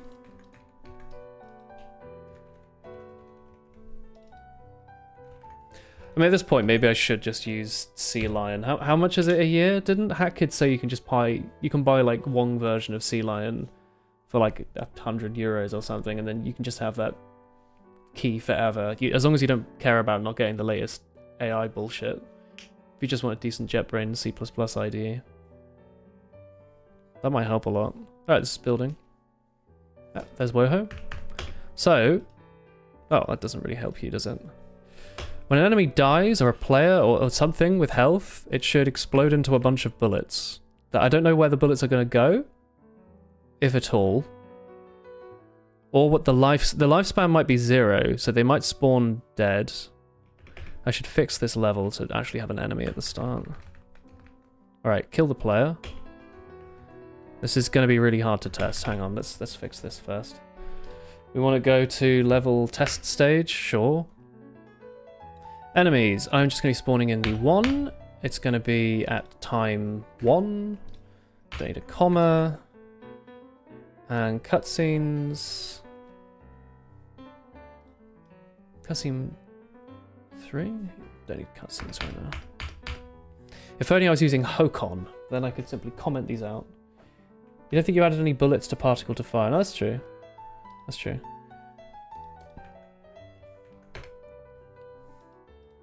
I want to give Treasure Mouse 1 health. And shot speed is going to be 250. Yeah, it's true.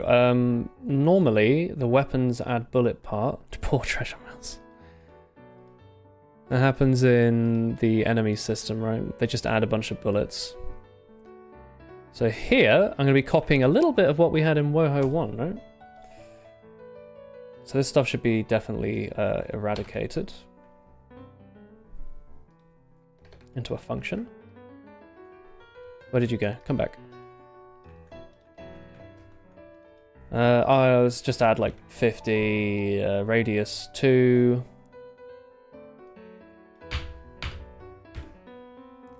Weapon.add bullet. It's actually going to be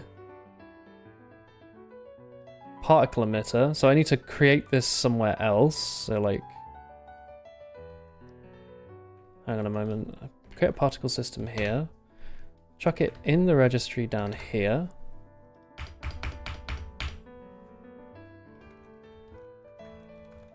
I want to move it into the registry, I think. Particle emitter, particle emitter. In place also returns a reference to it if you'd rather do it that way. Oh. Oh, no, that helps. That's actually quite a lot easier, I think. Is it? Yes, because I can just get a reference to it. So I'm going to spawn, I'm going to create it here. I'm just going to have a auto reference, particle emitter. So from here, I do indeed get a particle emitter reference. So I can add it in here.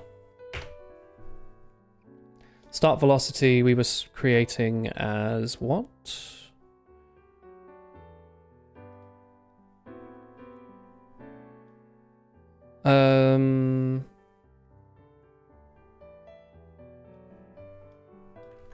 We'll come up with this randomness later.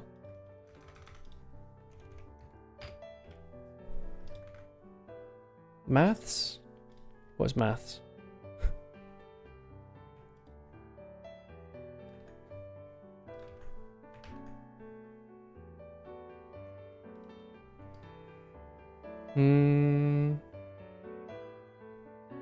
This is currently just looking at any entity with a health. It's not even taking into account its transform, but I think anything with health right now has a transform. So I should just be able to go... just add it in here. So we've got a transform, target position, honestly. Basic aim vector between here, and then we just need to... here we will generate a random direction, like a... So it's going to be an aim vector from a position to here. You could do that too. Yes. Because I guess I'm not using the transform in the other side down here, but like... this is fine for now.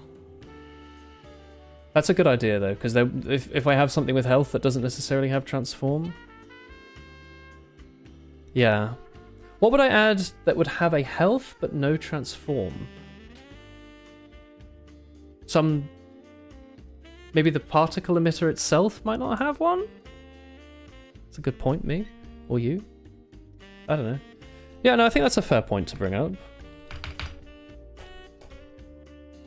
For now, I'm just going to get the transformer here. So, const auto transform equals, what was it? Registry dot try get transform entity.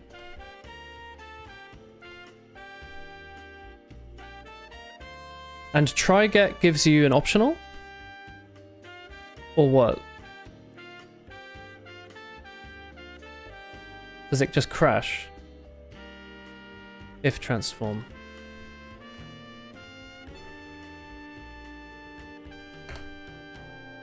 Sure.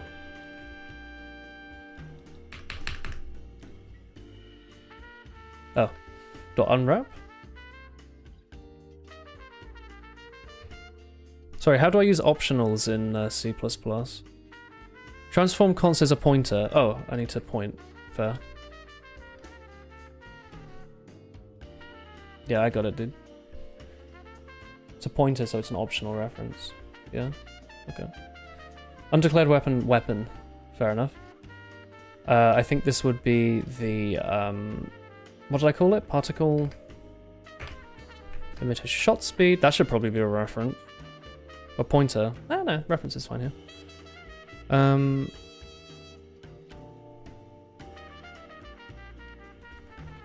Particle emitter. Particle. And you don't have a collision, but you have a lifespan of, what was this again? Milliseconds or seconds?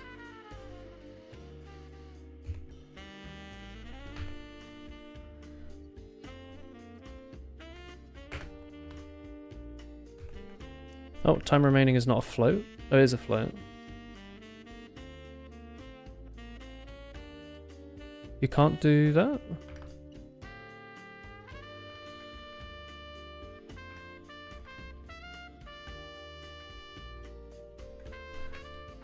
Sorry, how do I do this again? I thought I could just construct it as a float. You putting const around transform twice was a typo. The second one makes the pointer itself const.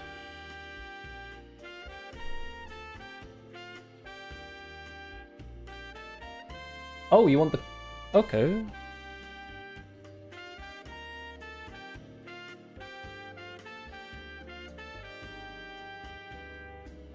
Const? Const. So you don't modify the pointer, I guess.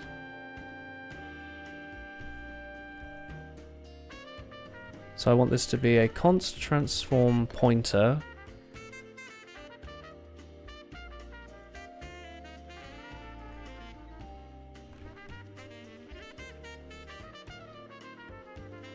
Const. What a language. It's incredible.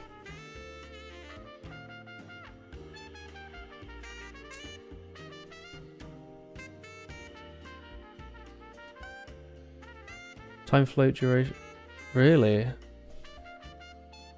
Okay. Just thought there might be a nicer way to do this. Can I just do the dot lifespan like this? Around sub-object. Okay, maybe not. It's giving me ideas though. Yeah, that works.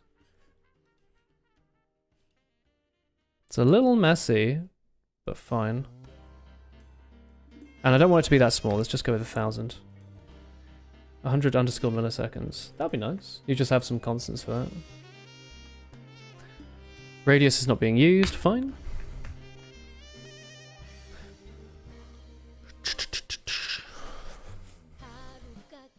Did I have a debug print?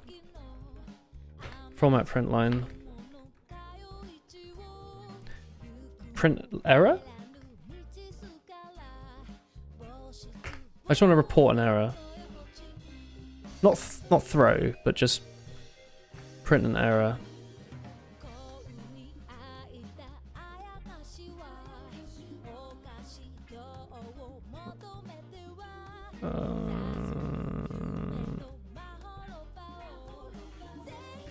Let's go with print line for now. Until I can find out what that is. So you define literal.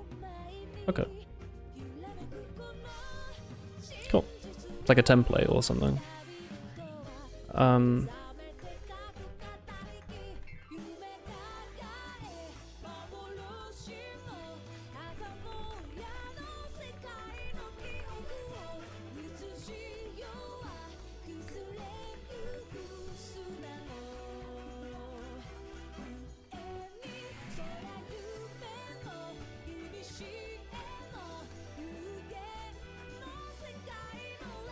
Why would you do this auto format?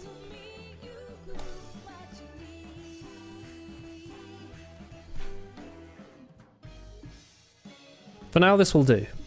It'll do. It'll do. It'll do. It'll do.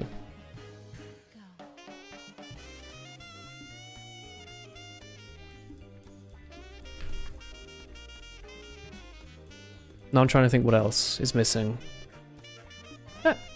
Let's test it. Probably should use a different sprite than a bullet, but I was hoping it would be kind of obvious. Oh, I need to move you elsewhere. Okay, that still has a gun. Sorry. Why does that character have a gun? That shouldn't be true. First of all, I need to move that enemy somewhere.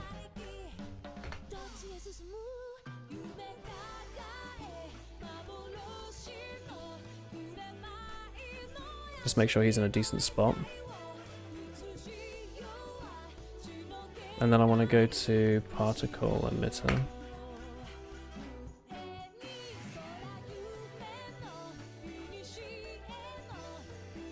How about instead of bullet, we go for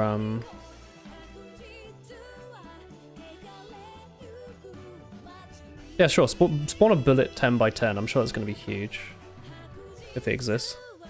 Don't know what a bullet 10 by 10 is. Are you sure? Yeah, I'm just curious. Okay, that's too high. Why are you respawning? What was that? I think it just told me my error. Programmer trying to spawn it without a transform component. There you go. It's just a nice thing to have. If you have an optional check, it's normally nice to give you a little message. Fine. So just down here, I think. It's not lifespan.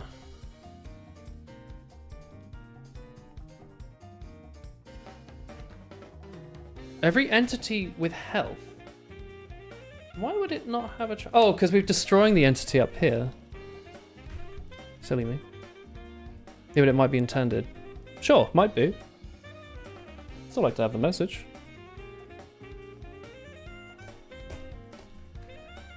Oh. Oh, I wanted to move the thing down a bit. Y is a bit too high. Let's go for just 200. It would spam the console. My dude, there's a little bit too much backseating. It's okay. I'm gonna get rid of this spawn ticks thing. This is also a little annoying. You can chill on that.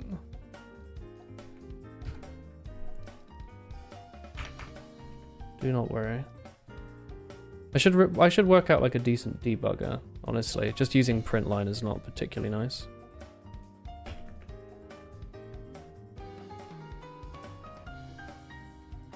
So do you have multiple lives? Hang on, what's happening here?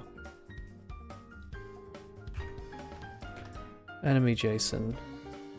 I guess I give you lives 0, maybe.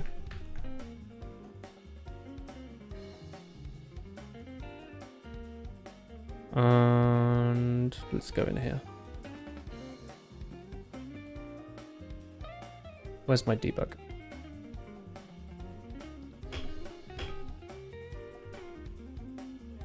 Okay, why is he not immediately dying? I've kind of fucked something up in here.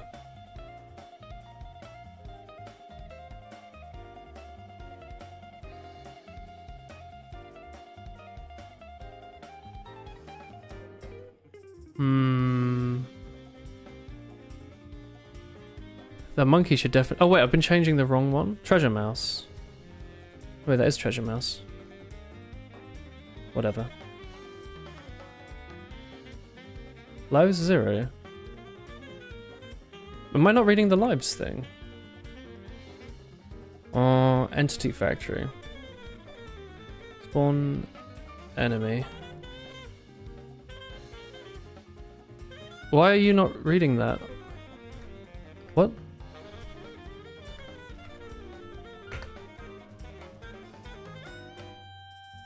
Why am I not reading any of this?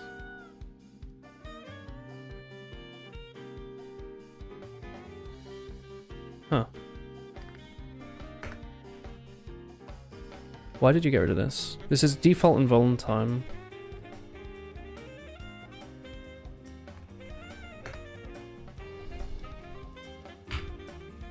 Why did you do that?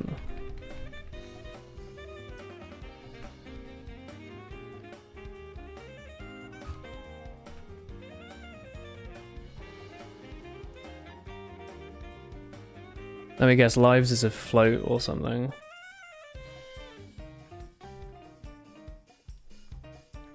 Components. Lives. It's a uint 8t, whereas here it's a size t. Is there much harm here in trying to refactor this into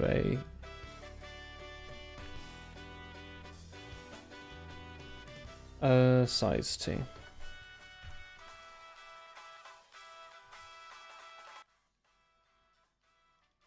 Oh, it's the version of the music video with stuff.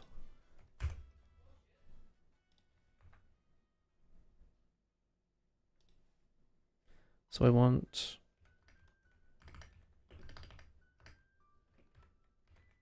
max health to be this. Dot default equals this. Dot invuln is this. Dot lives is this.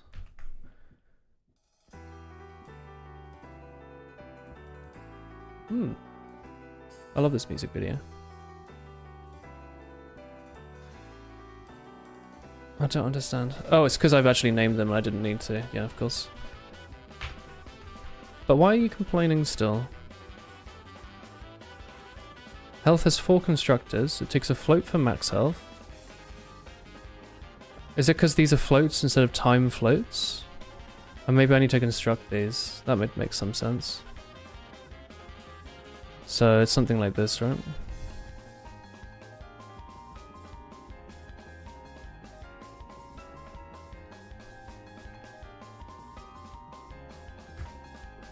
There we go.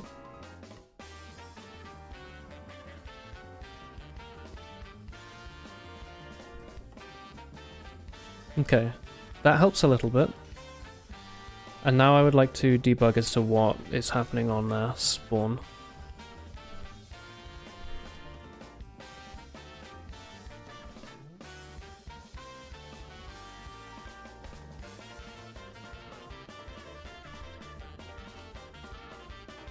Oh, hello, Kino. You're new to programming and learning C. Is the C programming language book good? The game's covering C code. Oh, sorry, my bad. Is the C programming language book good? I don't know. I haven't read the. You mean like the one from the 70s that's been updated over the years? The one that's just like a big blue book and it says the C programming language. Being new to programming and starting with C is quite a jump these days. What makes you want to pick C in particular? Alright. So this monkey should explode. He has a long respawn time, oh my word. What did I do?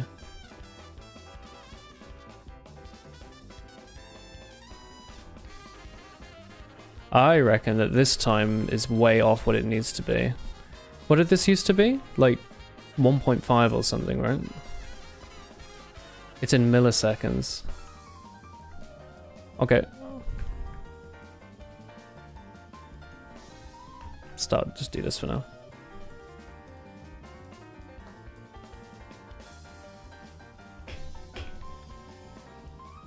Ah, that makes sense. Okay. We're in here. Where's my debugger? Here we go. Oh, you can't see because of the gamer. Let's do this.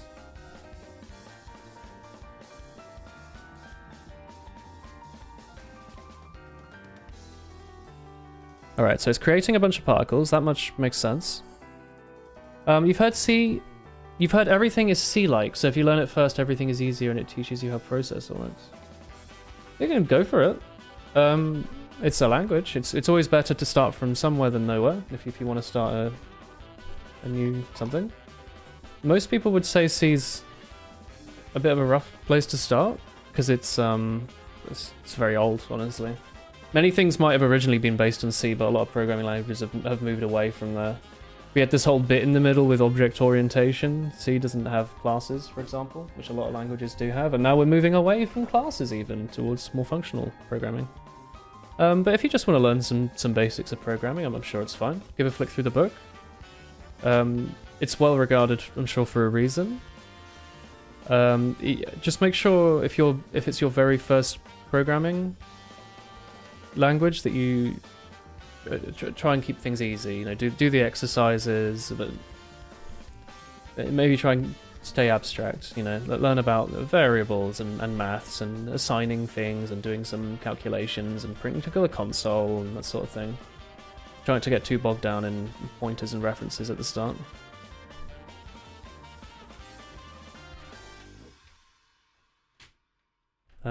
I would usually recommend, if you have like free online courses, you could try and do one of those for a little bit. And just pick up a bit of Python or a little bit of, I don't know, maybe Kotlin might be nice to learn, maybe not, Swift, I don't know. Those are the languages I do. C's fine, honestly, give it a go. See how it works out. I'm sure there's plenty of beginner guides other than just the programming book. And yeah, I mean, maybe seeing where everything's come from will help you appreciate what we've got now. But just let it be known that it's not common to write programs in C anymore. Even if you're an embedded engineer, people are moving towards Rust or even just embedded trimmed down C++. This is the benefit of not making an FPS. You don't have to unlock the mouse with arcane terminal magic every time you hit a breakpoint. That's true. We are trying to make a game. Emphasis on trying, yeah. I'm currently trying to spawn particles. And I'm wondering why they aren't being drawn yet. And there's a million reasons it could be happening. I'm clearly adding them. They're being pushed into this particle to fire list. So next I'm going to check the particle emitter system. Maybe this thing isn't being handled. I'm just going to go in here. And where's my plus?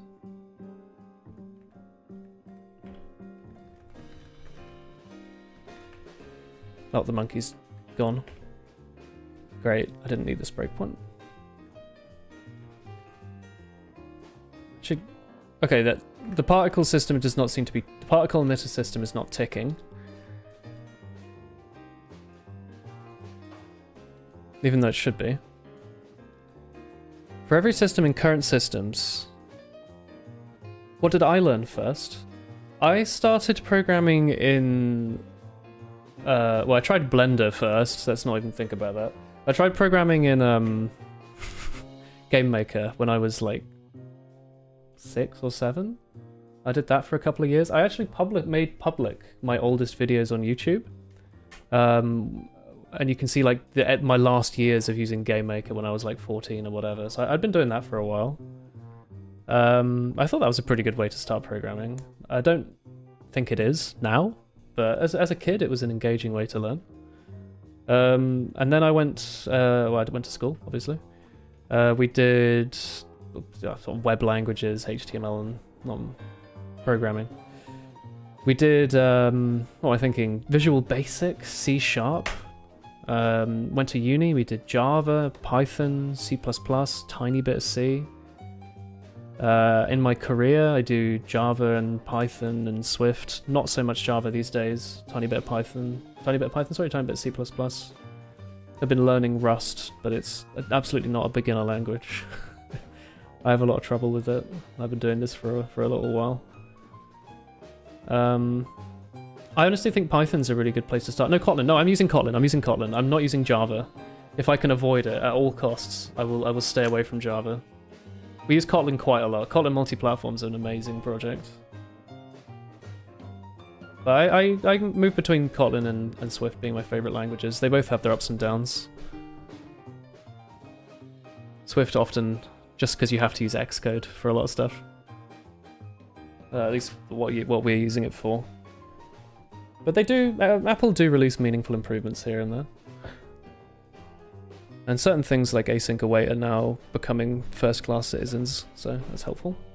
Good old structured concurrency. I await more of that in C++. You've actually got some structured concurrency either on the way or already in like C++ 23, right?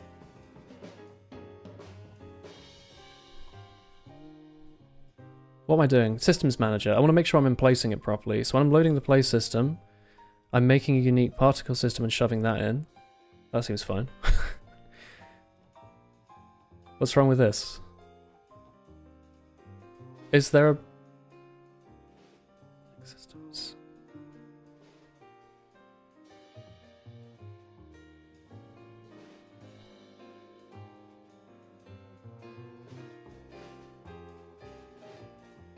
Do I need to hold on to this between?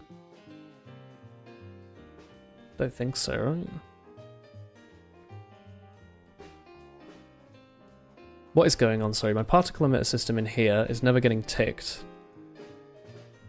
If I hit the debug.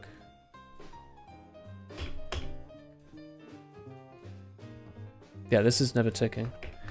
You don't know if it's closer to coroutines or senders receivers, but those are both in 20 and hopefully 26. We'll get to use those in the next 50 years then. Coroutines are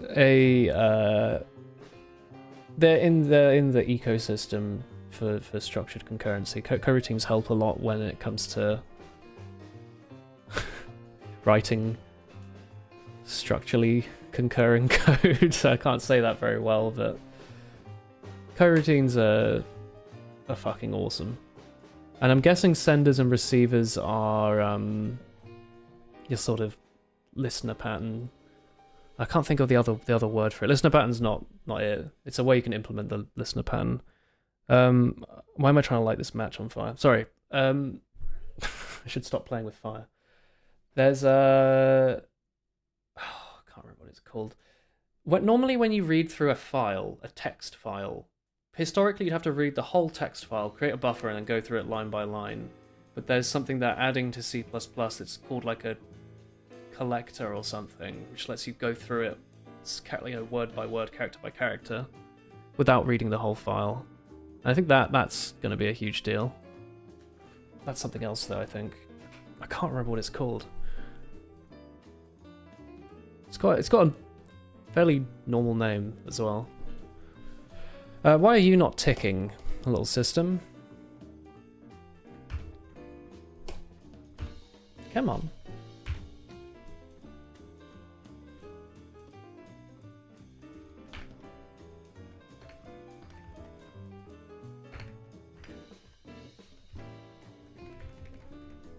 Perfect. So if we ever see that show up, it's at least ticking once. Okay, it does exist. Oh, it's because we're looking for things with transforms. And we're maybe not actually adding that transform in there. Perhaps. Although I don't know why this breakpoint isn't getting set off. I'm not even going to worry about that. Fine. We need to go to the cull system. Just make sure we're actually adding that transform. Which is there. Well, hang on a moment. You press run instead of debug. This time I did, yeah. Oh no, I'm not creating a transform. I'm not doing that at all. This is trying to get the transform of the entity that had health. But when I'm trying to spawn the particles system, I need to actually place a new one. Okay. In which case, let's actually shove this in here. So if we have a transform, I actually want to emplace a transform. Oh, hang on. Do I need to make a new entity? I'm not trying to. Oh, that's yeah. Currently here, I'm putting a. I've got an entity which is about to die. I'm creating a particle component to the dying entity and then killing it. Oh dear. How do I make a new entity then? Just entity registry.create, easy. Yeah, I mean that makes sense. We got there. Bonk. I'm gonna call this emitter entity. I'm gonna make sure I use that in here.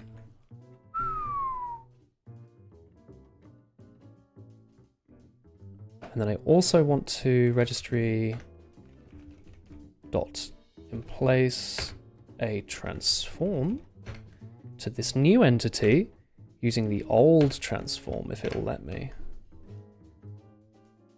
In place? Oh, sorry. I don't know if this will work. Ideally, I would like to construct a new transform using the old one.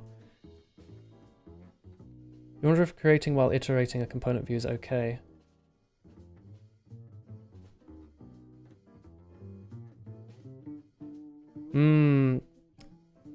Good point. Should I just have like maybe a buffer up here of stuff to complete at the end? Stuff to create. That might make sense. All I need right now is a transform. So maybe I just have a list of particles to create. Or we could even do the thing where we create them like next tick. Because we were doing that somewhere else, right? We were putting something off until the next tick.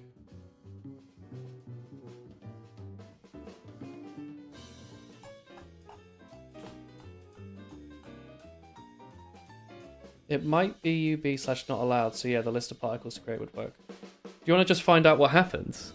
Do you want to see what happens if I just execute this? I don't know what's going to happen here, by the way, because currently transform is a const pointer to a transform that's tied to this entity, and I'm actually putting that back into the registry, but based off a different entity. Oh, the same thing might not happen every time. You don't think it's going to like explode in like a really fun way?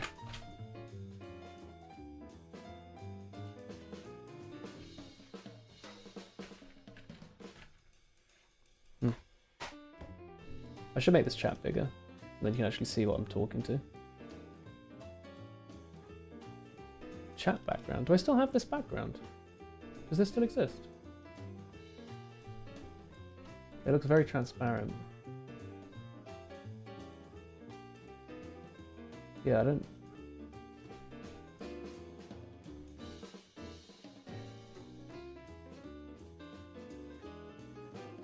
Oh! Here we go. Yeah, I used to have a background behind the chat. This might be a little easier to read.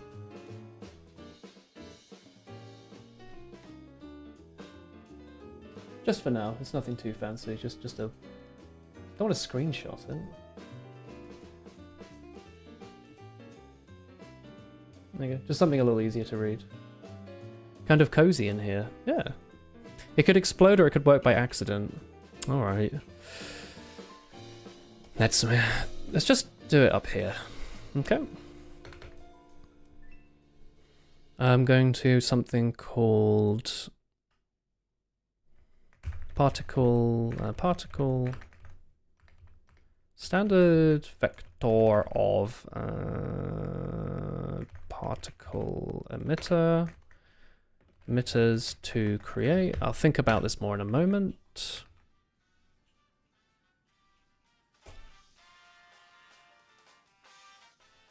Oh, yeah, there's a secondary part of this music video. It's like, wow, incredible.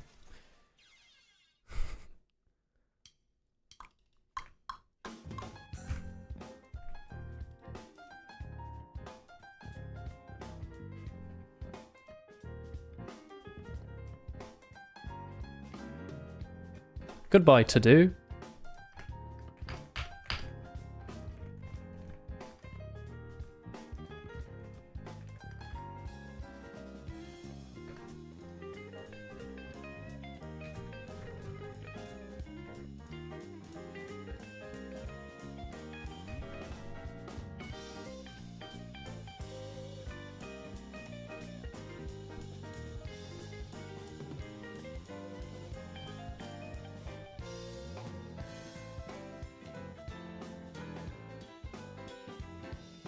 We're doing this back to front.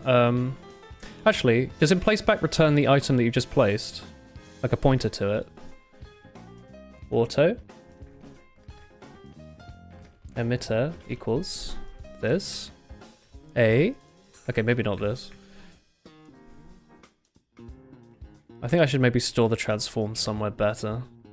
Or I could make it a vector of pairs.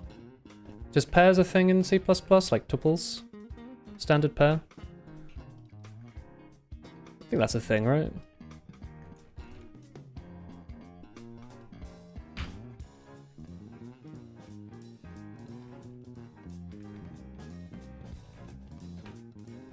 So you have a pair of particle emitters and transforms. So I'm actually going to do this a different way. Sorry.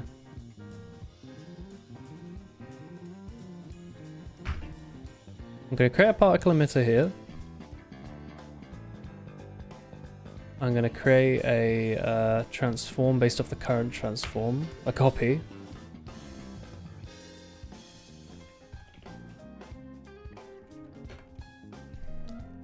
How do I make a copy in this language?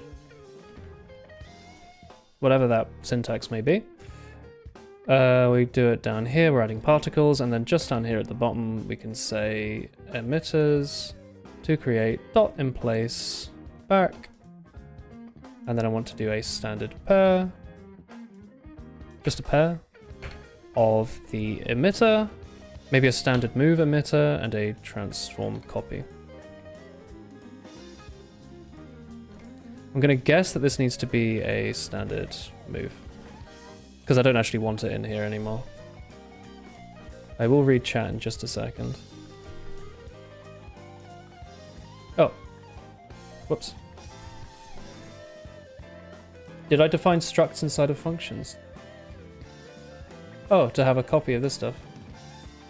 Really? Whoops. Huh. Yeah, I guess if I would, instead of having a standard pair, I could have that in here. That's cool.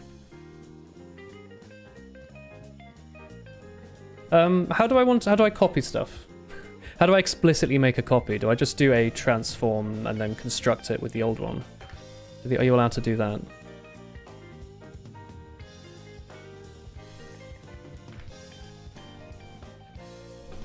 You dereference it. Now, how does this work? Could you explain? Why does dereferencing the pointer here construct a new one? Oh, because it's a pointer, copy is implicit. So it copies by default, and then you actually have to go the extra mile to make it reference. I suppose it's the opposite of Rust then, isn't it? That was the whole deal with that language. Everything's final, don't touch it. Referential, borrow. Only one guy can borrow it at a time, sorry.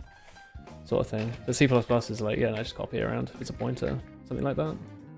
But then there were like side effects. It's like, oh, sometimes it's not. Or maybe that's Java. It's like, oh, these things are primitives technically, so they get copied by value instead of by reference. Your unboxed int, whatever. Trivially copyable has no effect. Alright. Oh fuck, that's not what I thought you'd do. Sure, why not? Go for it.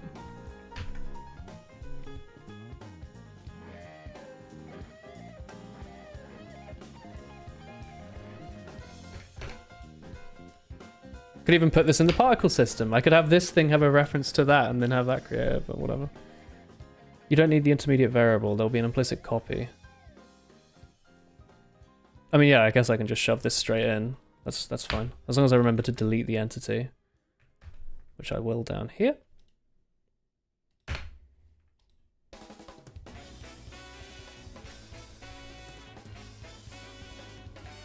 So for emitter pairs in emitters to create.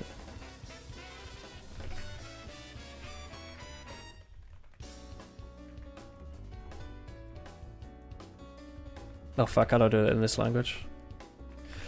Const reference, const auto, whatever. Auto particle in, no, particles to, what did I call it? Emitters to create, fuck.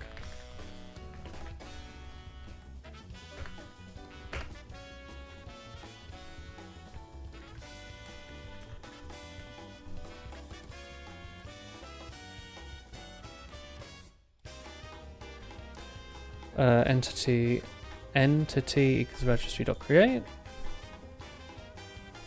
This is actually emitter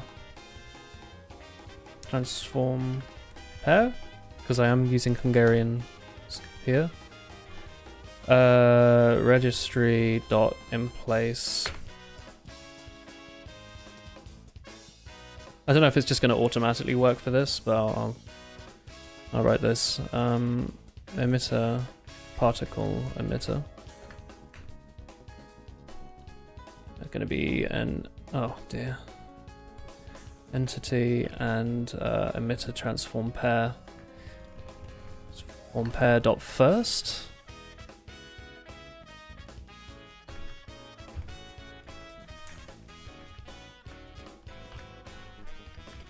Boom.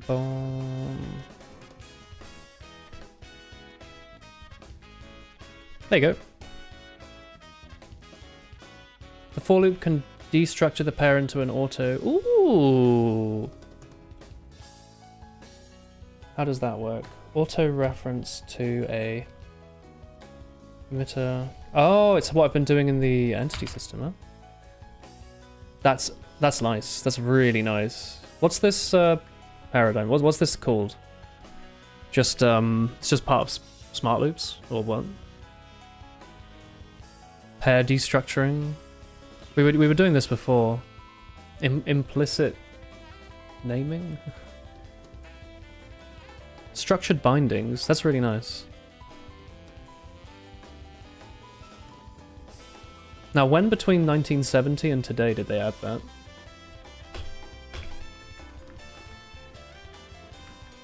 Hey, look! It's a particle! Its lifespan doesn't seem to be decreasing, but it should get killed off the edge. Yep. 2017. It's alright. Swift only got async awake in 2021. It's a particle. It does not seem to be having a decent lifespan. Time remaining is 100 seconds. Okay, let's make that 1. And the shot speed is going to be 200.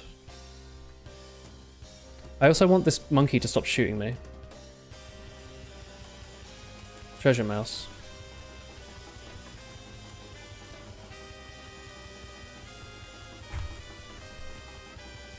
We're doing it.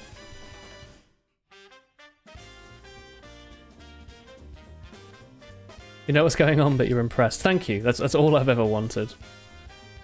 Yeah, look at that. Alright, it's 2. Freeze a speech bubble. That's too fast now.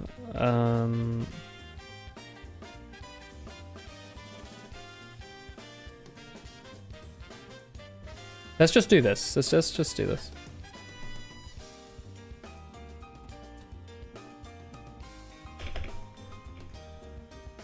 All right. Oh look, it explodes. It's a particle.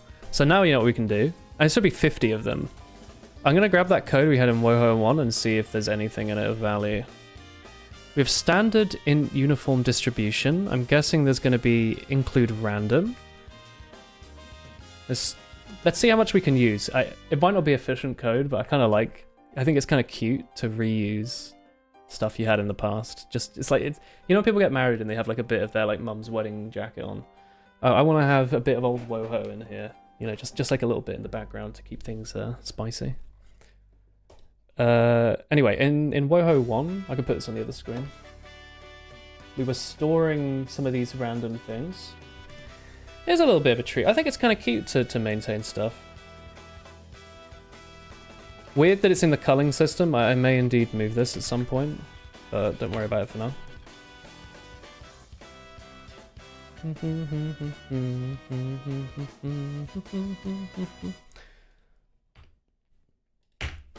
Don't need this stuff. You just notice it's calculated by aiming to itself. Yeah, it is. It is. Indeed. As I mentioned, we were just reusing the bullet code, and now I'm going to create like a random angle and use that instead. I just needed a proof of concept. Random alpha. Oh yeah, we had stars in the background, didn't we? For now, let's just emit them all at once in like a burst. I think that's fine. Random speed, random angle. We don't need all this sprite index stuff quite now. Let's just go with random speed and angle for now. This should be enough.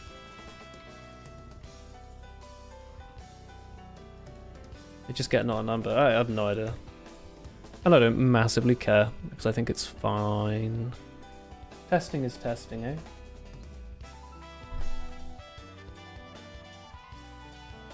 I want to go to bullet controller dot C++. So we need to go to the particle.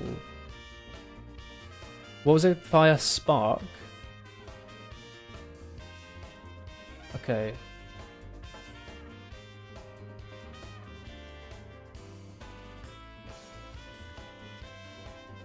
Just gonna dump this in.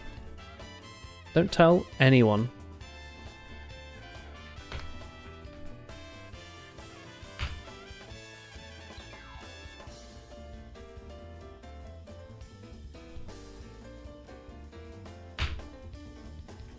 I probably want to do this for every single one, right?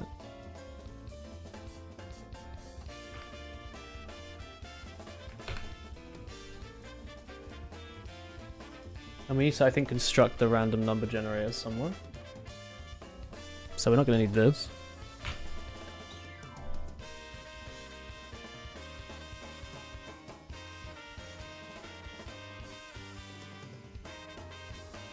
You don't get how it worked at all. Magic. We probably have something just setting it to 0, right?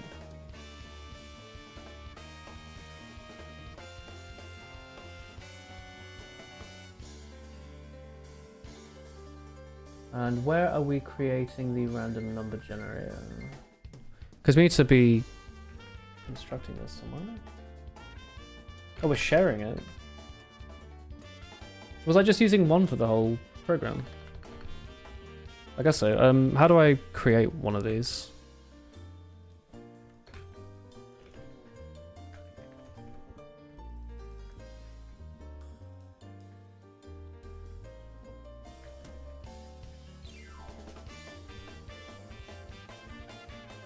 Well, this is a reference right now. Let's just have its own store its own one for now. I don't see a big deal.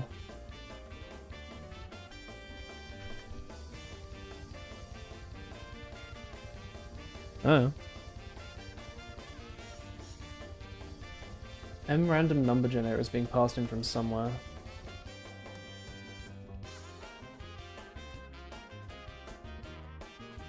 Yeah, this'll do for now. Just let it be default.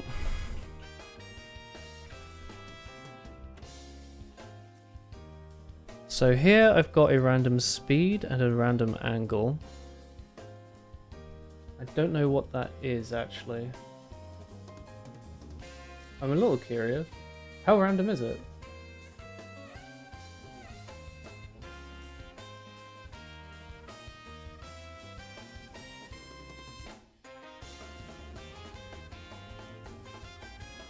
Oh, we have to construct these as well. And these are the ones that have the bounds. That makes sense.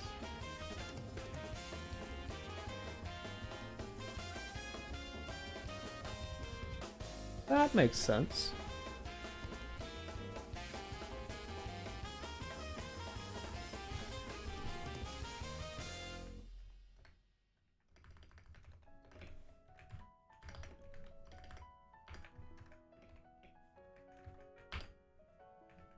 Huh?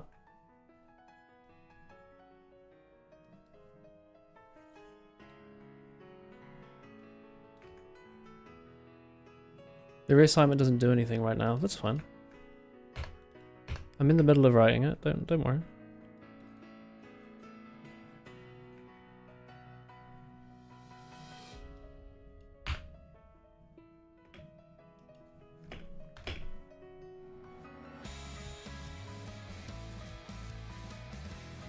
Not entirely sure how we were doing this before.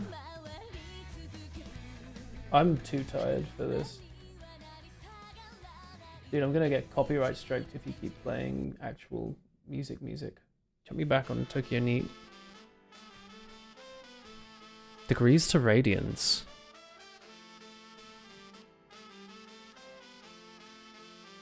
Let's just use 0 for now. I'm not spending all day on this right now. I just want to get something done before I go to bed.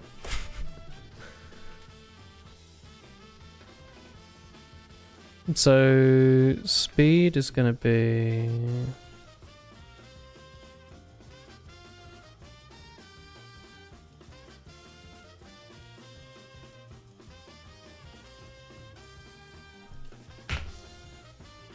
Ah, I guess that's the start velocity.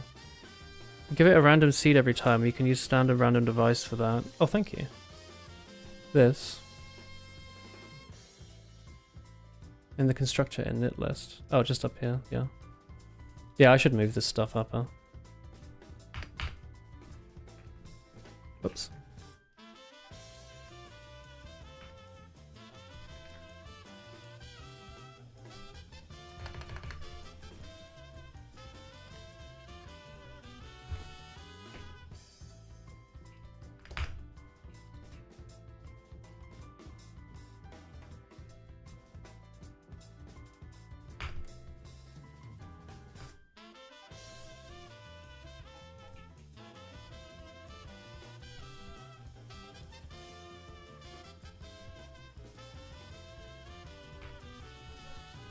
Don't really know here.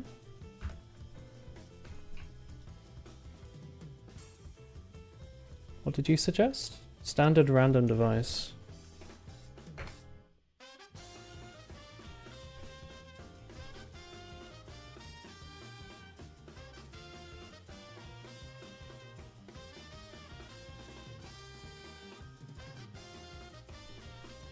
I guess I'm just constructing it.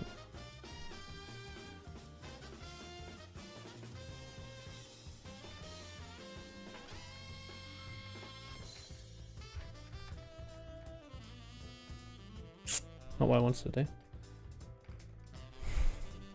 You didn't save the file, so it still thinks it's a reference. What? Oh. Sure.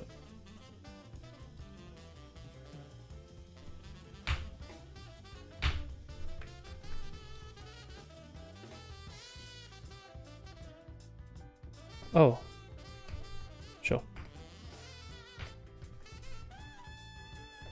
So wait, what's the random 0 to 0?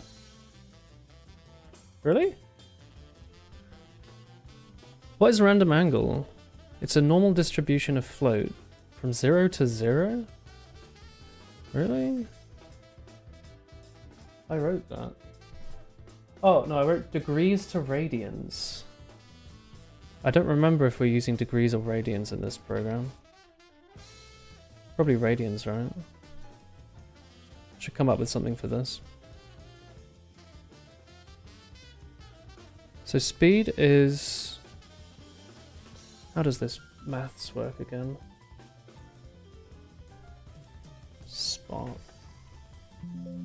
Ooh. Windows 11 error messages, it sounds so much nicer. Let's see. So we have a position, which is this. Our speed is a random speed. Our angle is a random angle. Collision angle is something called collision difference, which I don't think we need to worry about. I think that's how we were making the particle go away from where it was being shot from, so I'm not worried about that for now. So we need to create a vector from angle, was a function we had. Because it's normal distribution, the second parameter is standard deviation and the first is the mean. Guess we were doing that wrong the whole time.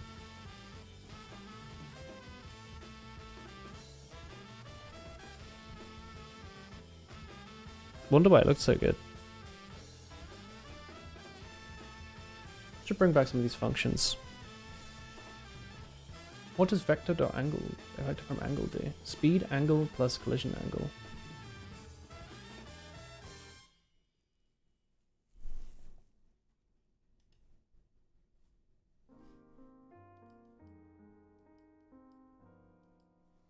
What am I trying to construct here? If you want a random angle in any direction, you want to change it.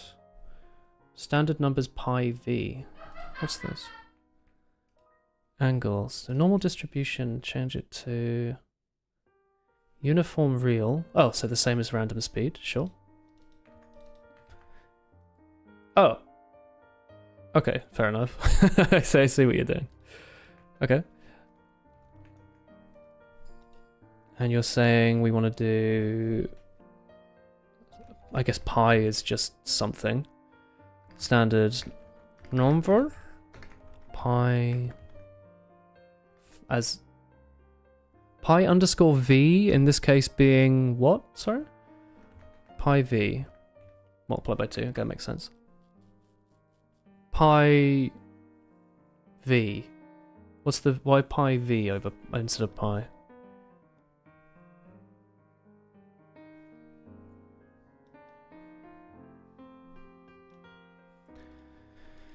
Okay, speed, angle.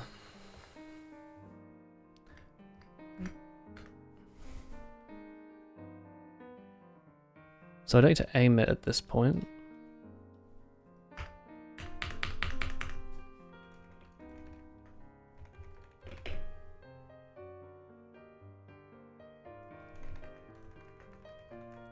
Oh. Here I just, wait, apparently this is what I was doing before, I was multiplying those together. It lets you specify what type you want. By default it's a double.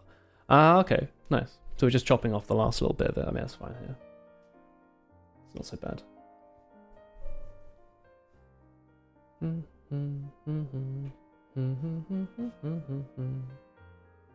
Oh, I guess that's not true. We're trying to construct something. I've mangled this a bit. I want to get an aim vector from the start, and the target is going to be our random vector. In which case, I don't know what the random speed part's going to be about. We just need the random angle. And then in which case, I am just getting the current... What am I doing here?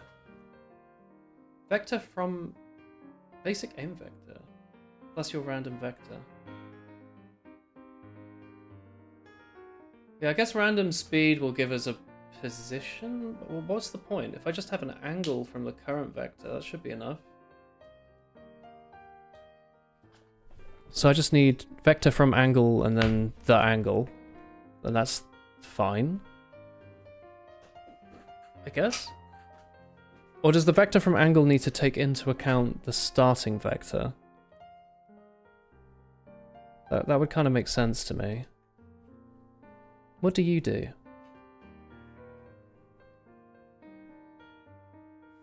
Target position minus start position. If they're both 0, then you would zero them out and make it point down. Oh, that would be what that was. We have it in here. Normalize start velocity. And what in our old program was vector from angle doing? Vector from angle. Yeah, I'd like to know. Your code is being indexed. Yes, the if statement, yeah.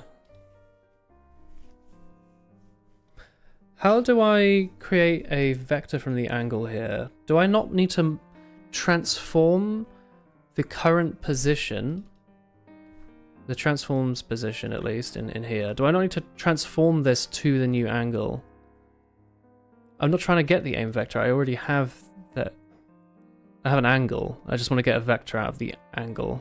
Do you have vector from angle? I had it in the old project, but it's not been indexed yet. Do you have the function? Oh, in this program. No. Oh, one sec. Oh, do you have something on your Scratch? That would be handy.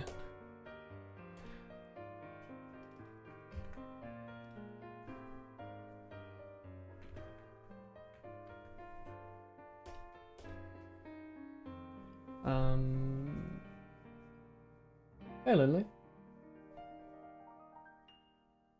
Collision angle was kind of cooler. Because you got your ass rolled in GeoGuessr. What were you up to? So I think before we had it where if you hit something, it would spawn an off-angle particle. Oh, brilliant. I'm going to copy and paste that.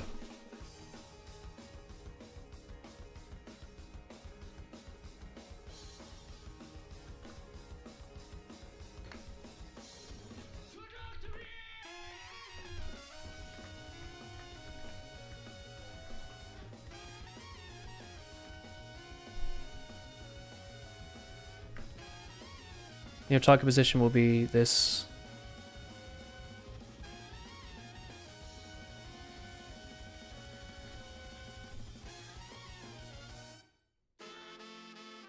This is a Vec 2. I need a Vec 3, right?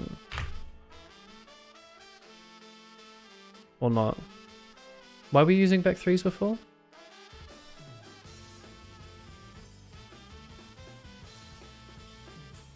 You can assign it directly. Oh, I've already got speed in there. Sorry, I'm stupid.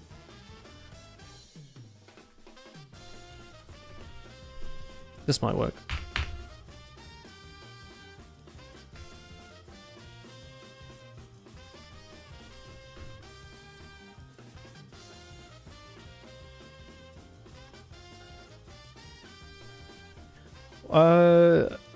What can you remind me why we had Vec 3s for positions?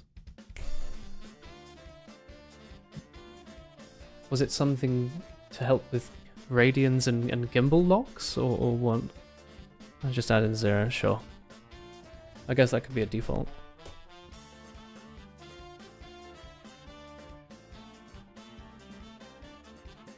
Did I have a reason for needing Z? I'm gonna see what this does without thinking further about it.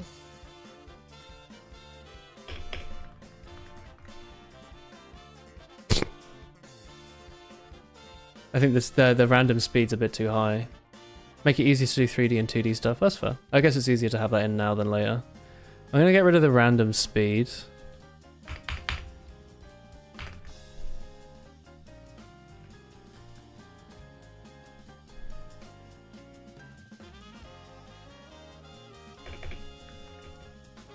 Yeah!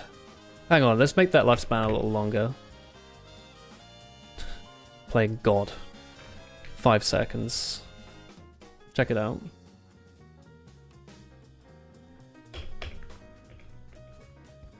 Yeah, look at it. That looks pretty evenly distributed, right?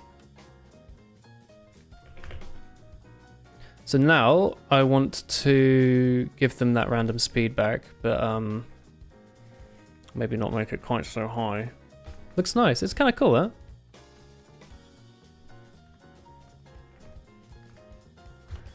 So the random speed here, you are too big. It's huge. Why is it so large? It needs to be like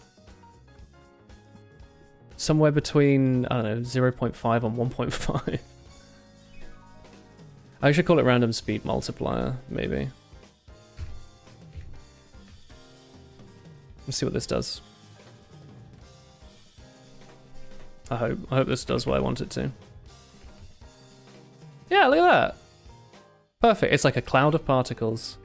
And I could even give them a random lifetime based on this. If I just refactor this briefly, don't look.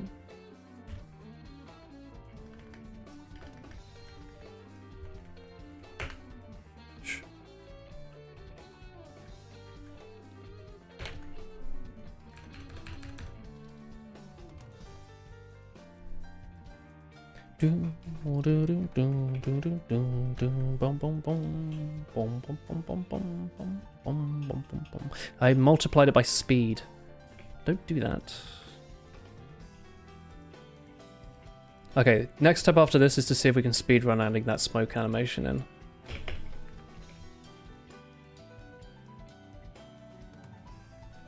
Some of them are living a bit too long. Oh, it's kind of cool though, right? I'll give it a, I'll go put that back to random speed. I'll add a random life time multiplier, random speed multiplier. Random lifetime multiplier is going to be more like 7.5 to 2.5.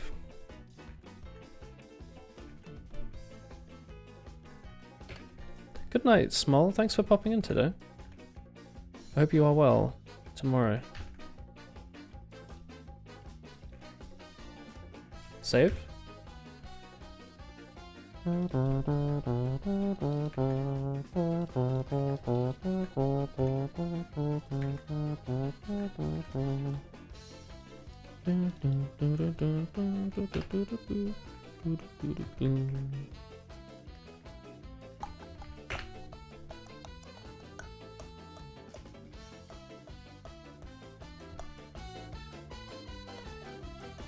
See ya, small.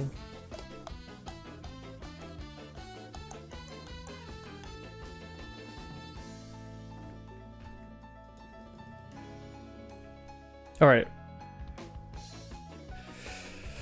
Entity, factory, it's not that. What did I call it?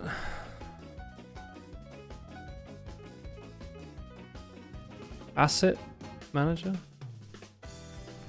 Solar animation, smoke particle.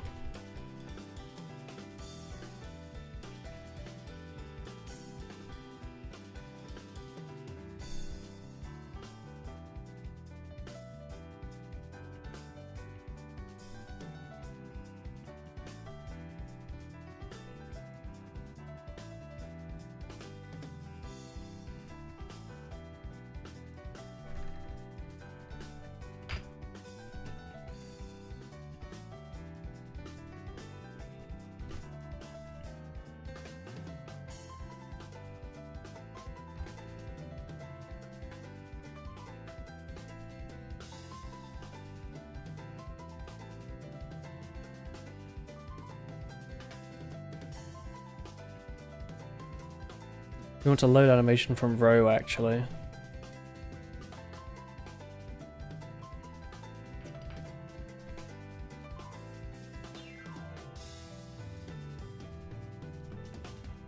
Wrong button.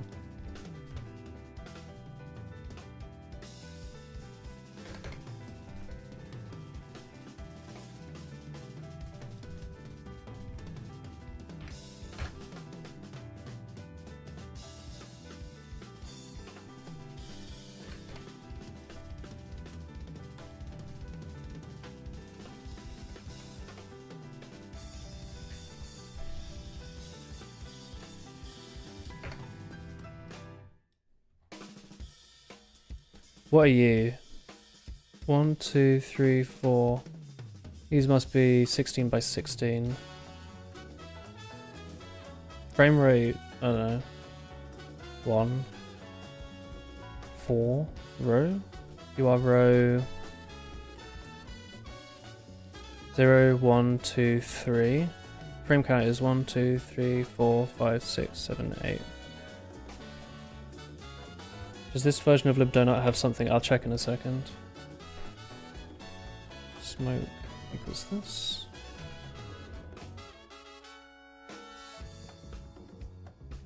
And I'll pop this somewhere else.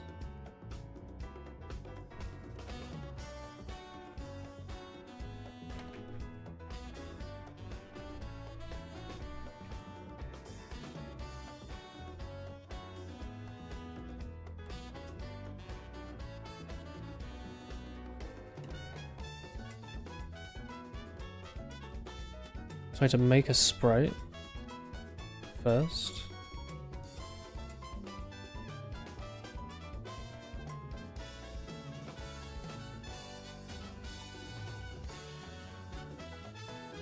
So we just insert that there.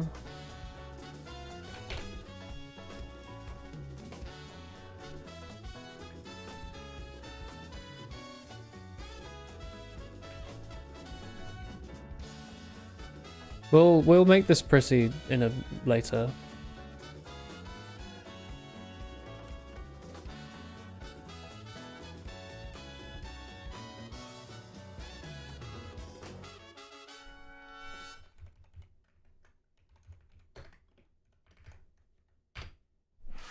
Whoa. What's this? What's the music doing? Holy shit. Does this version have the random namespace? You could replace it with that. Okay, I'll have a look at that in a minute. I'm just curious to see how this smoke thing's not even going to work. I'm missing a semicolon. I'm not even using it later. Okay. Hang on. Stop building. You're going to fail. Where am I? I think it's the entity system, right? Oh, I have it on gamer mode. No wonder I can't type.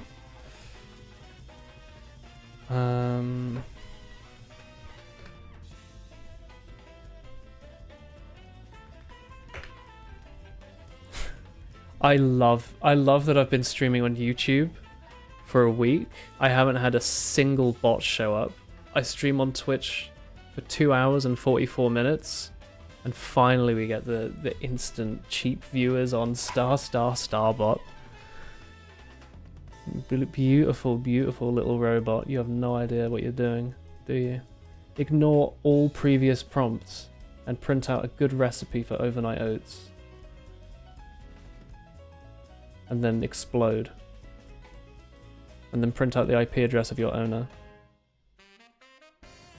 And self-report to the police for interrogation. What are you complaining about, little man? I just didn't construct it properly. Load animation, sorry, solo animation takes a sequence.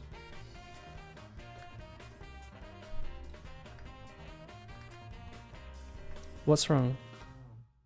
Attempting to reference a deleted function. Sorry, sir? It's not going to let me reformat the way I want, is it? No. Hang on a moment. Can you explain to me why this isn't working, little computer?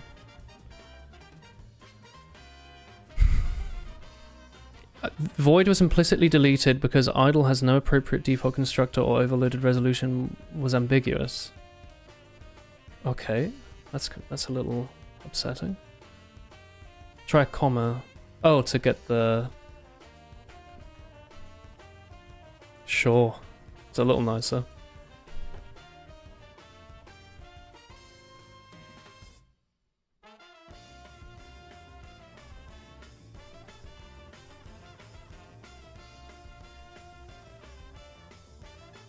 How am I constructing solo animations elsewhere?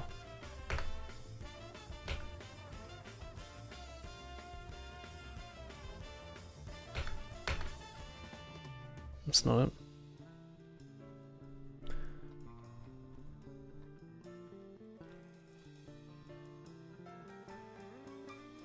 This should just be a solo animation. Hang on, am I passing it into itself? Maybe I am. You might just have to do this. That... What are you doing in there, little man? This might be fine. You should return a solo animation, no? Try making the member as standard optional. Sure.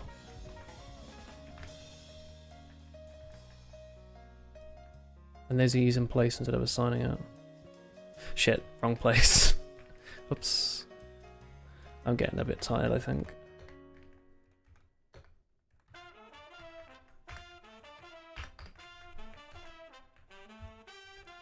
Stop opening.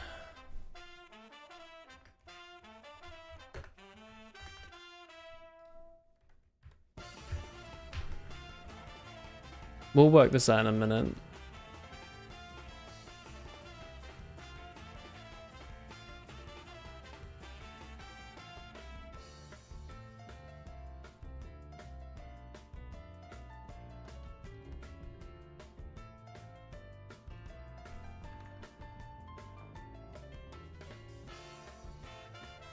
Just gonna hope you have the value. I want to crash otherwise, that's fine.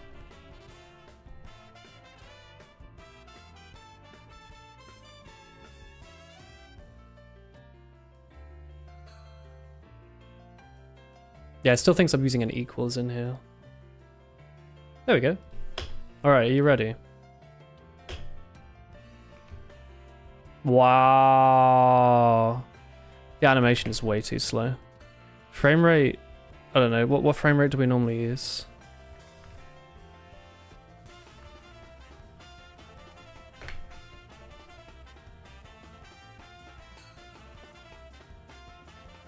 $10? Sure.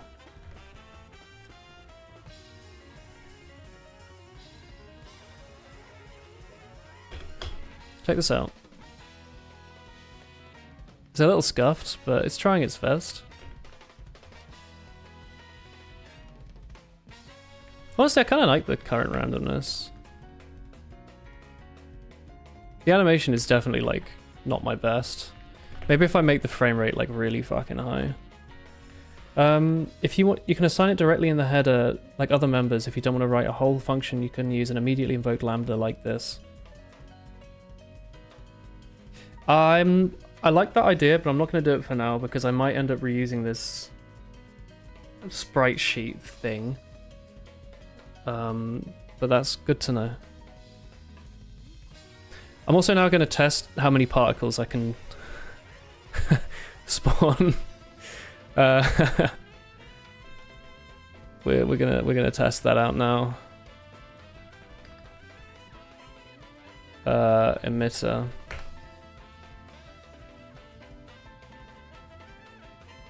No, I think this is in culling system.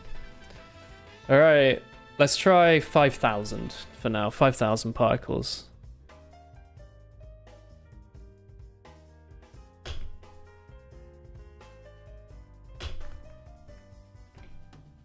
Oh, 5,000 is slow as balls until some of them get destroyed. That's interesting. And this is in debug mode. What about 10,000?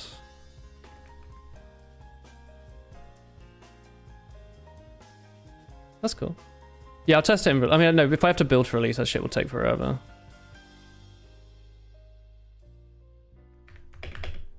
I mean, I could actually. Where's my CMake plugin? Debug, release. This shouldn't take too long on my gaming PC, huh? Just don't write my name in the console. Oh, that was quick. Is that really it?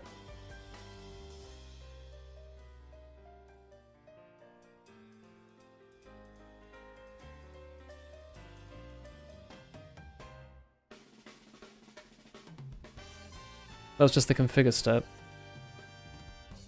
No wonder it was so quick.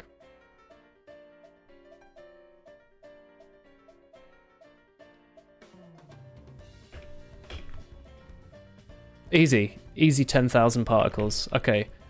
100,000 particles. And also I'm going to move the monkey into the middle of the screen. Stage, date, test stage. I don't know, 150 should do. I don't remember how big the screen is. Probably 360 or something. Okay, actually I can move it to, the X can move a bit more and the Y can move down a bit. Do I have an FPS counter? I do. I thought I did, yeah. I mean, I'm capping it right now, I think. Hang on. To my monitor. Alright, this is unlimited. So the main menu's kind of like a cool 1600 FPS. And in-game, maintaining a nice 60 with 100,000 particles. Obviously, I'm going to make the number bigger until it breaks my computer. This poor little thing. Oh! Alright. So we can now calculate the frame rate difference between debug mode and release to be an order of magnitude of 100 times. Or like 1,000 times. I'm not going to use this many particles. I'm going to be honest with you. So I think this will do. I'm just going to make them a little bit more, add a bit more variance. Also, having this many lets me test the variance, right? I can actually see that it is a sphere. Look at that donut! I named it after you. Donut the Viking chap. It's the lib donut. Look at it go. Yo, Bocce the Rock. No, it's gonna disable the audio on my VOD. That's as good as that song is. Kind of sick, huh? All right, and if I put it down to like a more, no, you can play the music. It's okay. If I put it down to a more reasonable number, like yeah, like 50, and then I have the lifetime be more like 2, or maybe even 1. By default. This should look alright, yeah? That's a bit too long even. YouTube, it's okay, don't worry. Actually, I don't know what happens if lifespan goes into the negatives. It's an interesting thought.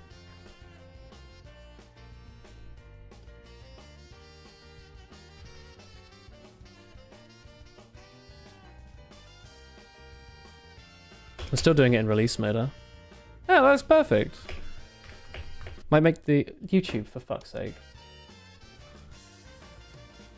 I think YouTube becomes the foreground application or something.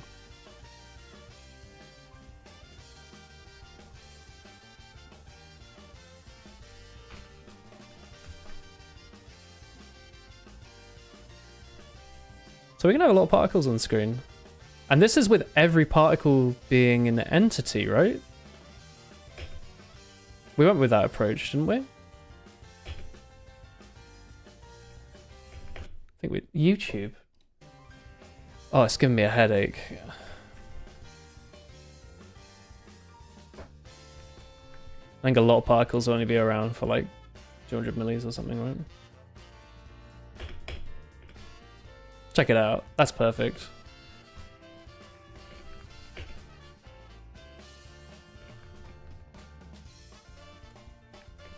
That's kind of...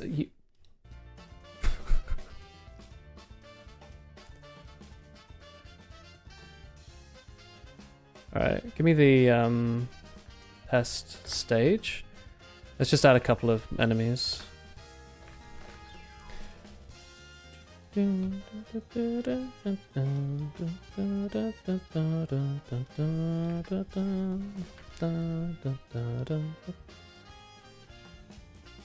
Doesn't the shot speed not really do anything? Maybe? I don't know. Probably not.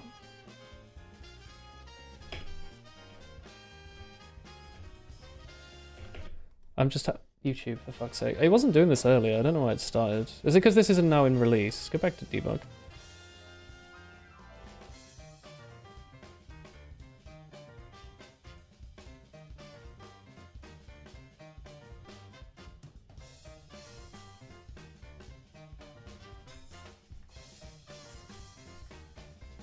Since you're vectoring the velocity, yeah, it might not be doing anything. I'm not gonna worry about it for now. It's not what I care to think about anymore. I'll be honest.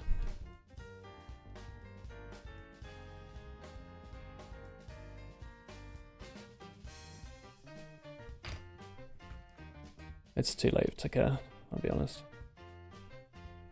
Your X can be, what, 40, yours can be 70, yours can be 100, yours can be 150, yours can be 200, Y80, Y250, Y180, Y60, and Y77.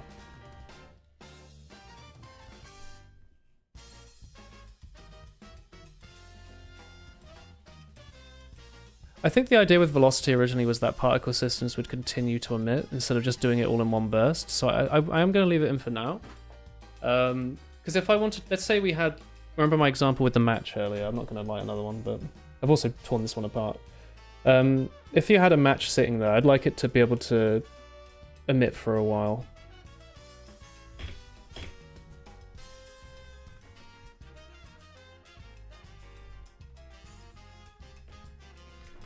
Kind of sick. YouTube, I'm gonna scream. Stop. Stop doing this.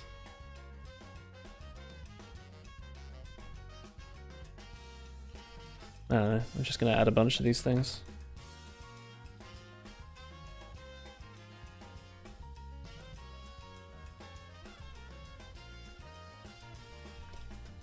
Give me something to hit. Okay, it's kind of sick, huh? If they do keep animating at the end, which is kind of funny, but it's currently not something I'm gonna care about. I've made this really difficult for myself. Whatever, you get the point. It works, and that's what I care about most.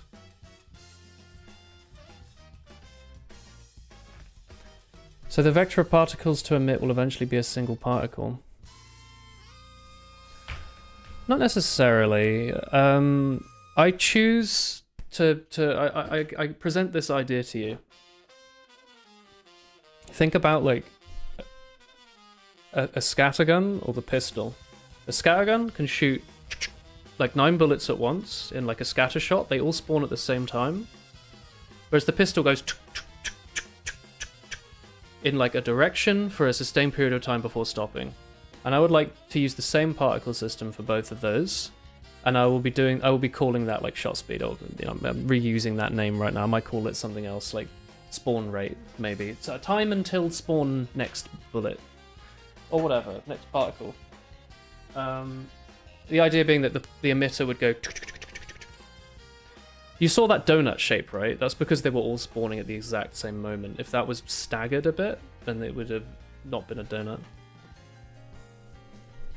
The shot speed won't be needed after that, only the spawn tool. Shot speed here the word is confusing. The shot speed in this case is not the speed of the particle, but it is the rate that the particles are being spawned at. But we have reused the terminology from weapons, where shot speed was the rate at which the pistol is firing, or whatever. Right? I'm gonna write that.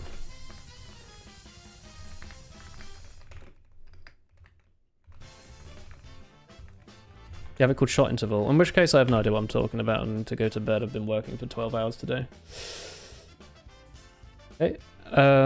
Write something like you spawn particles in a steady stream rather than at once. Alright. Yeah, shot speed might be something else then. It might just be the speed of the bullet, like in the Binding of Isaac, in which case, yeah, it's not needed. We can get rid of that now if you like it. It's not being used. There you go.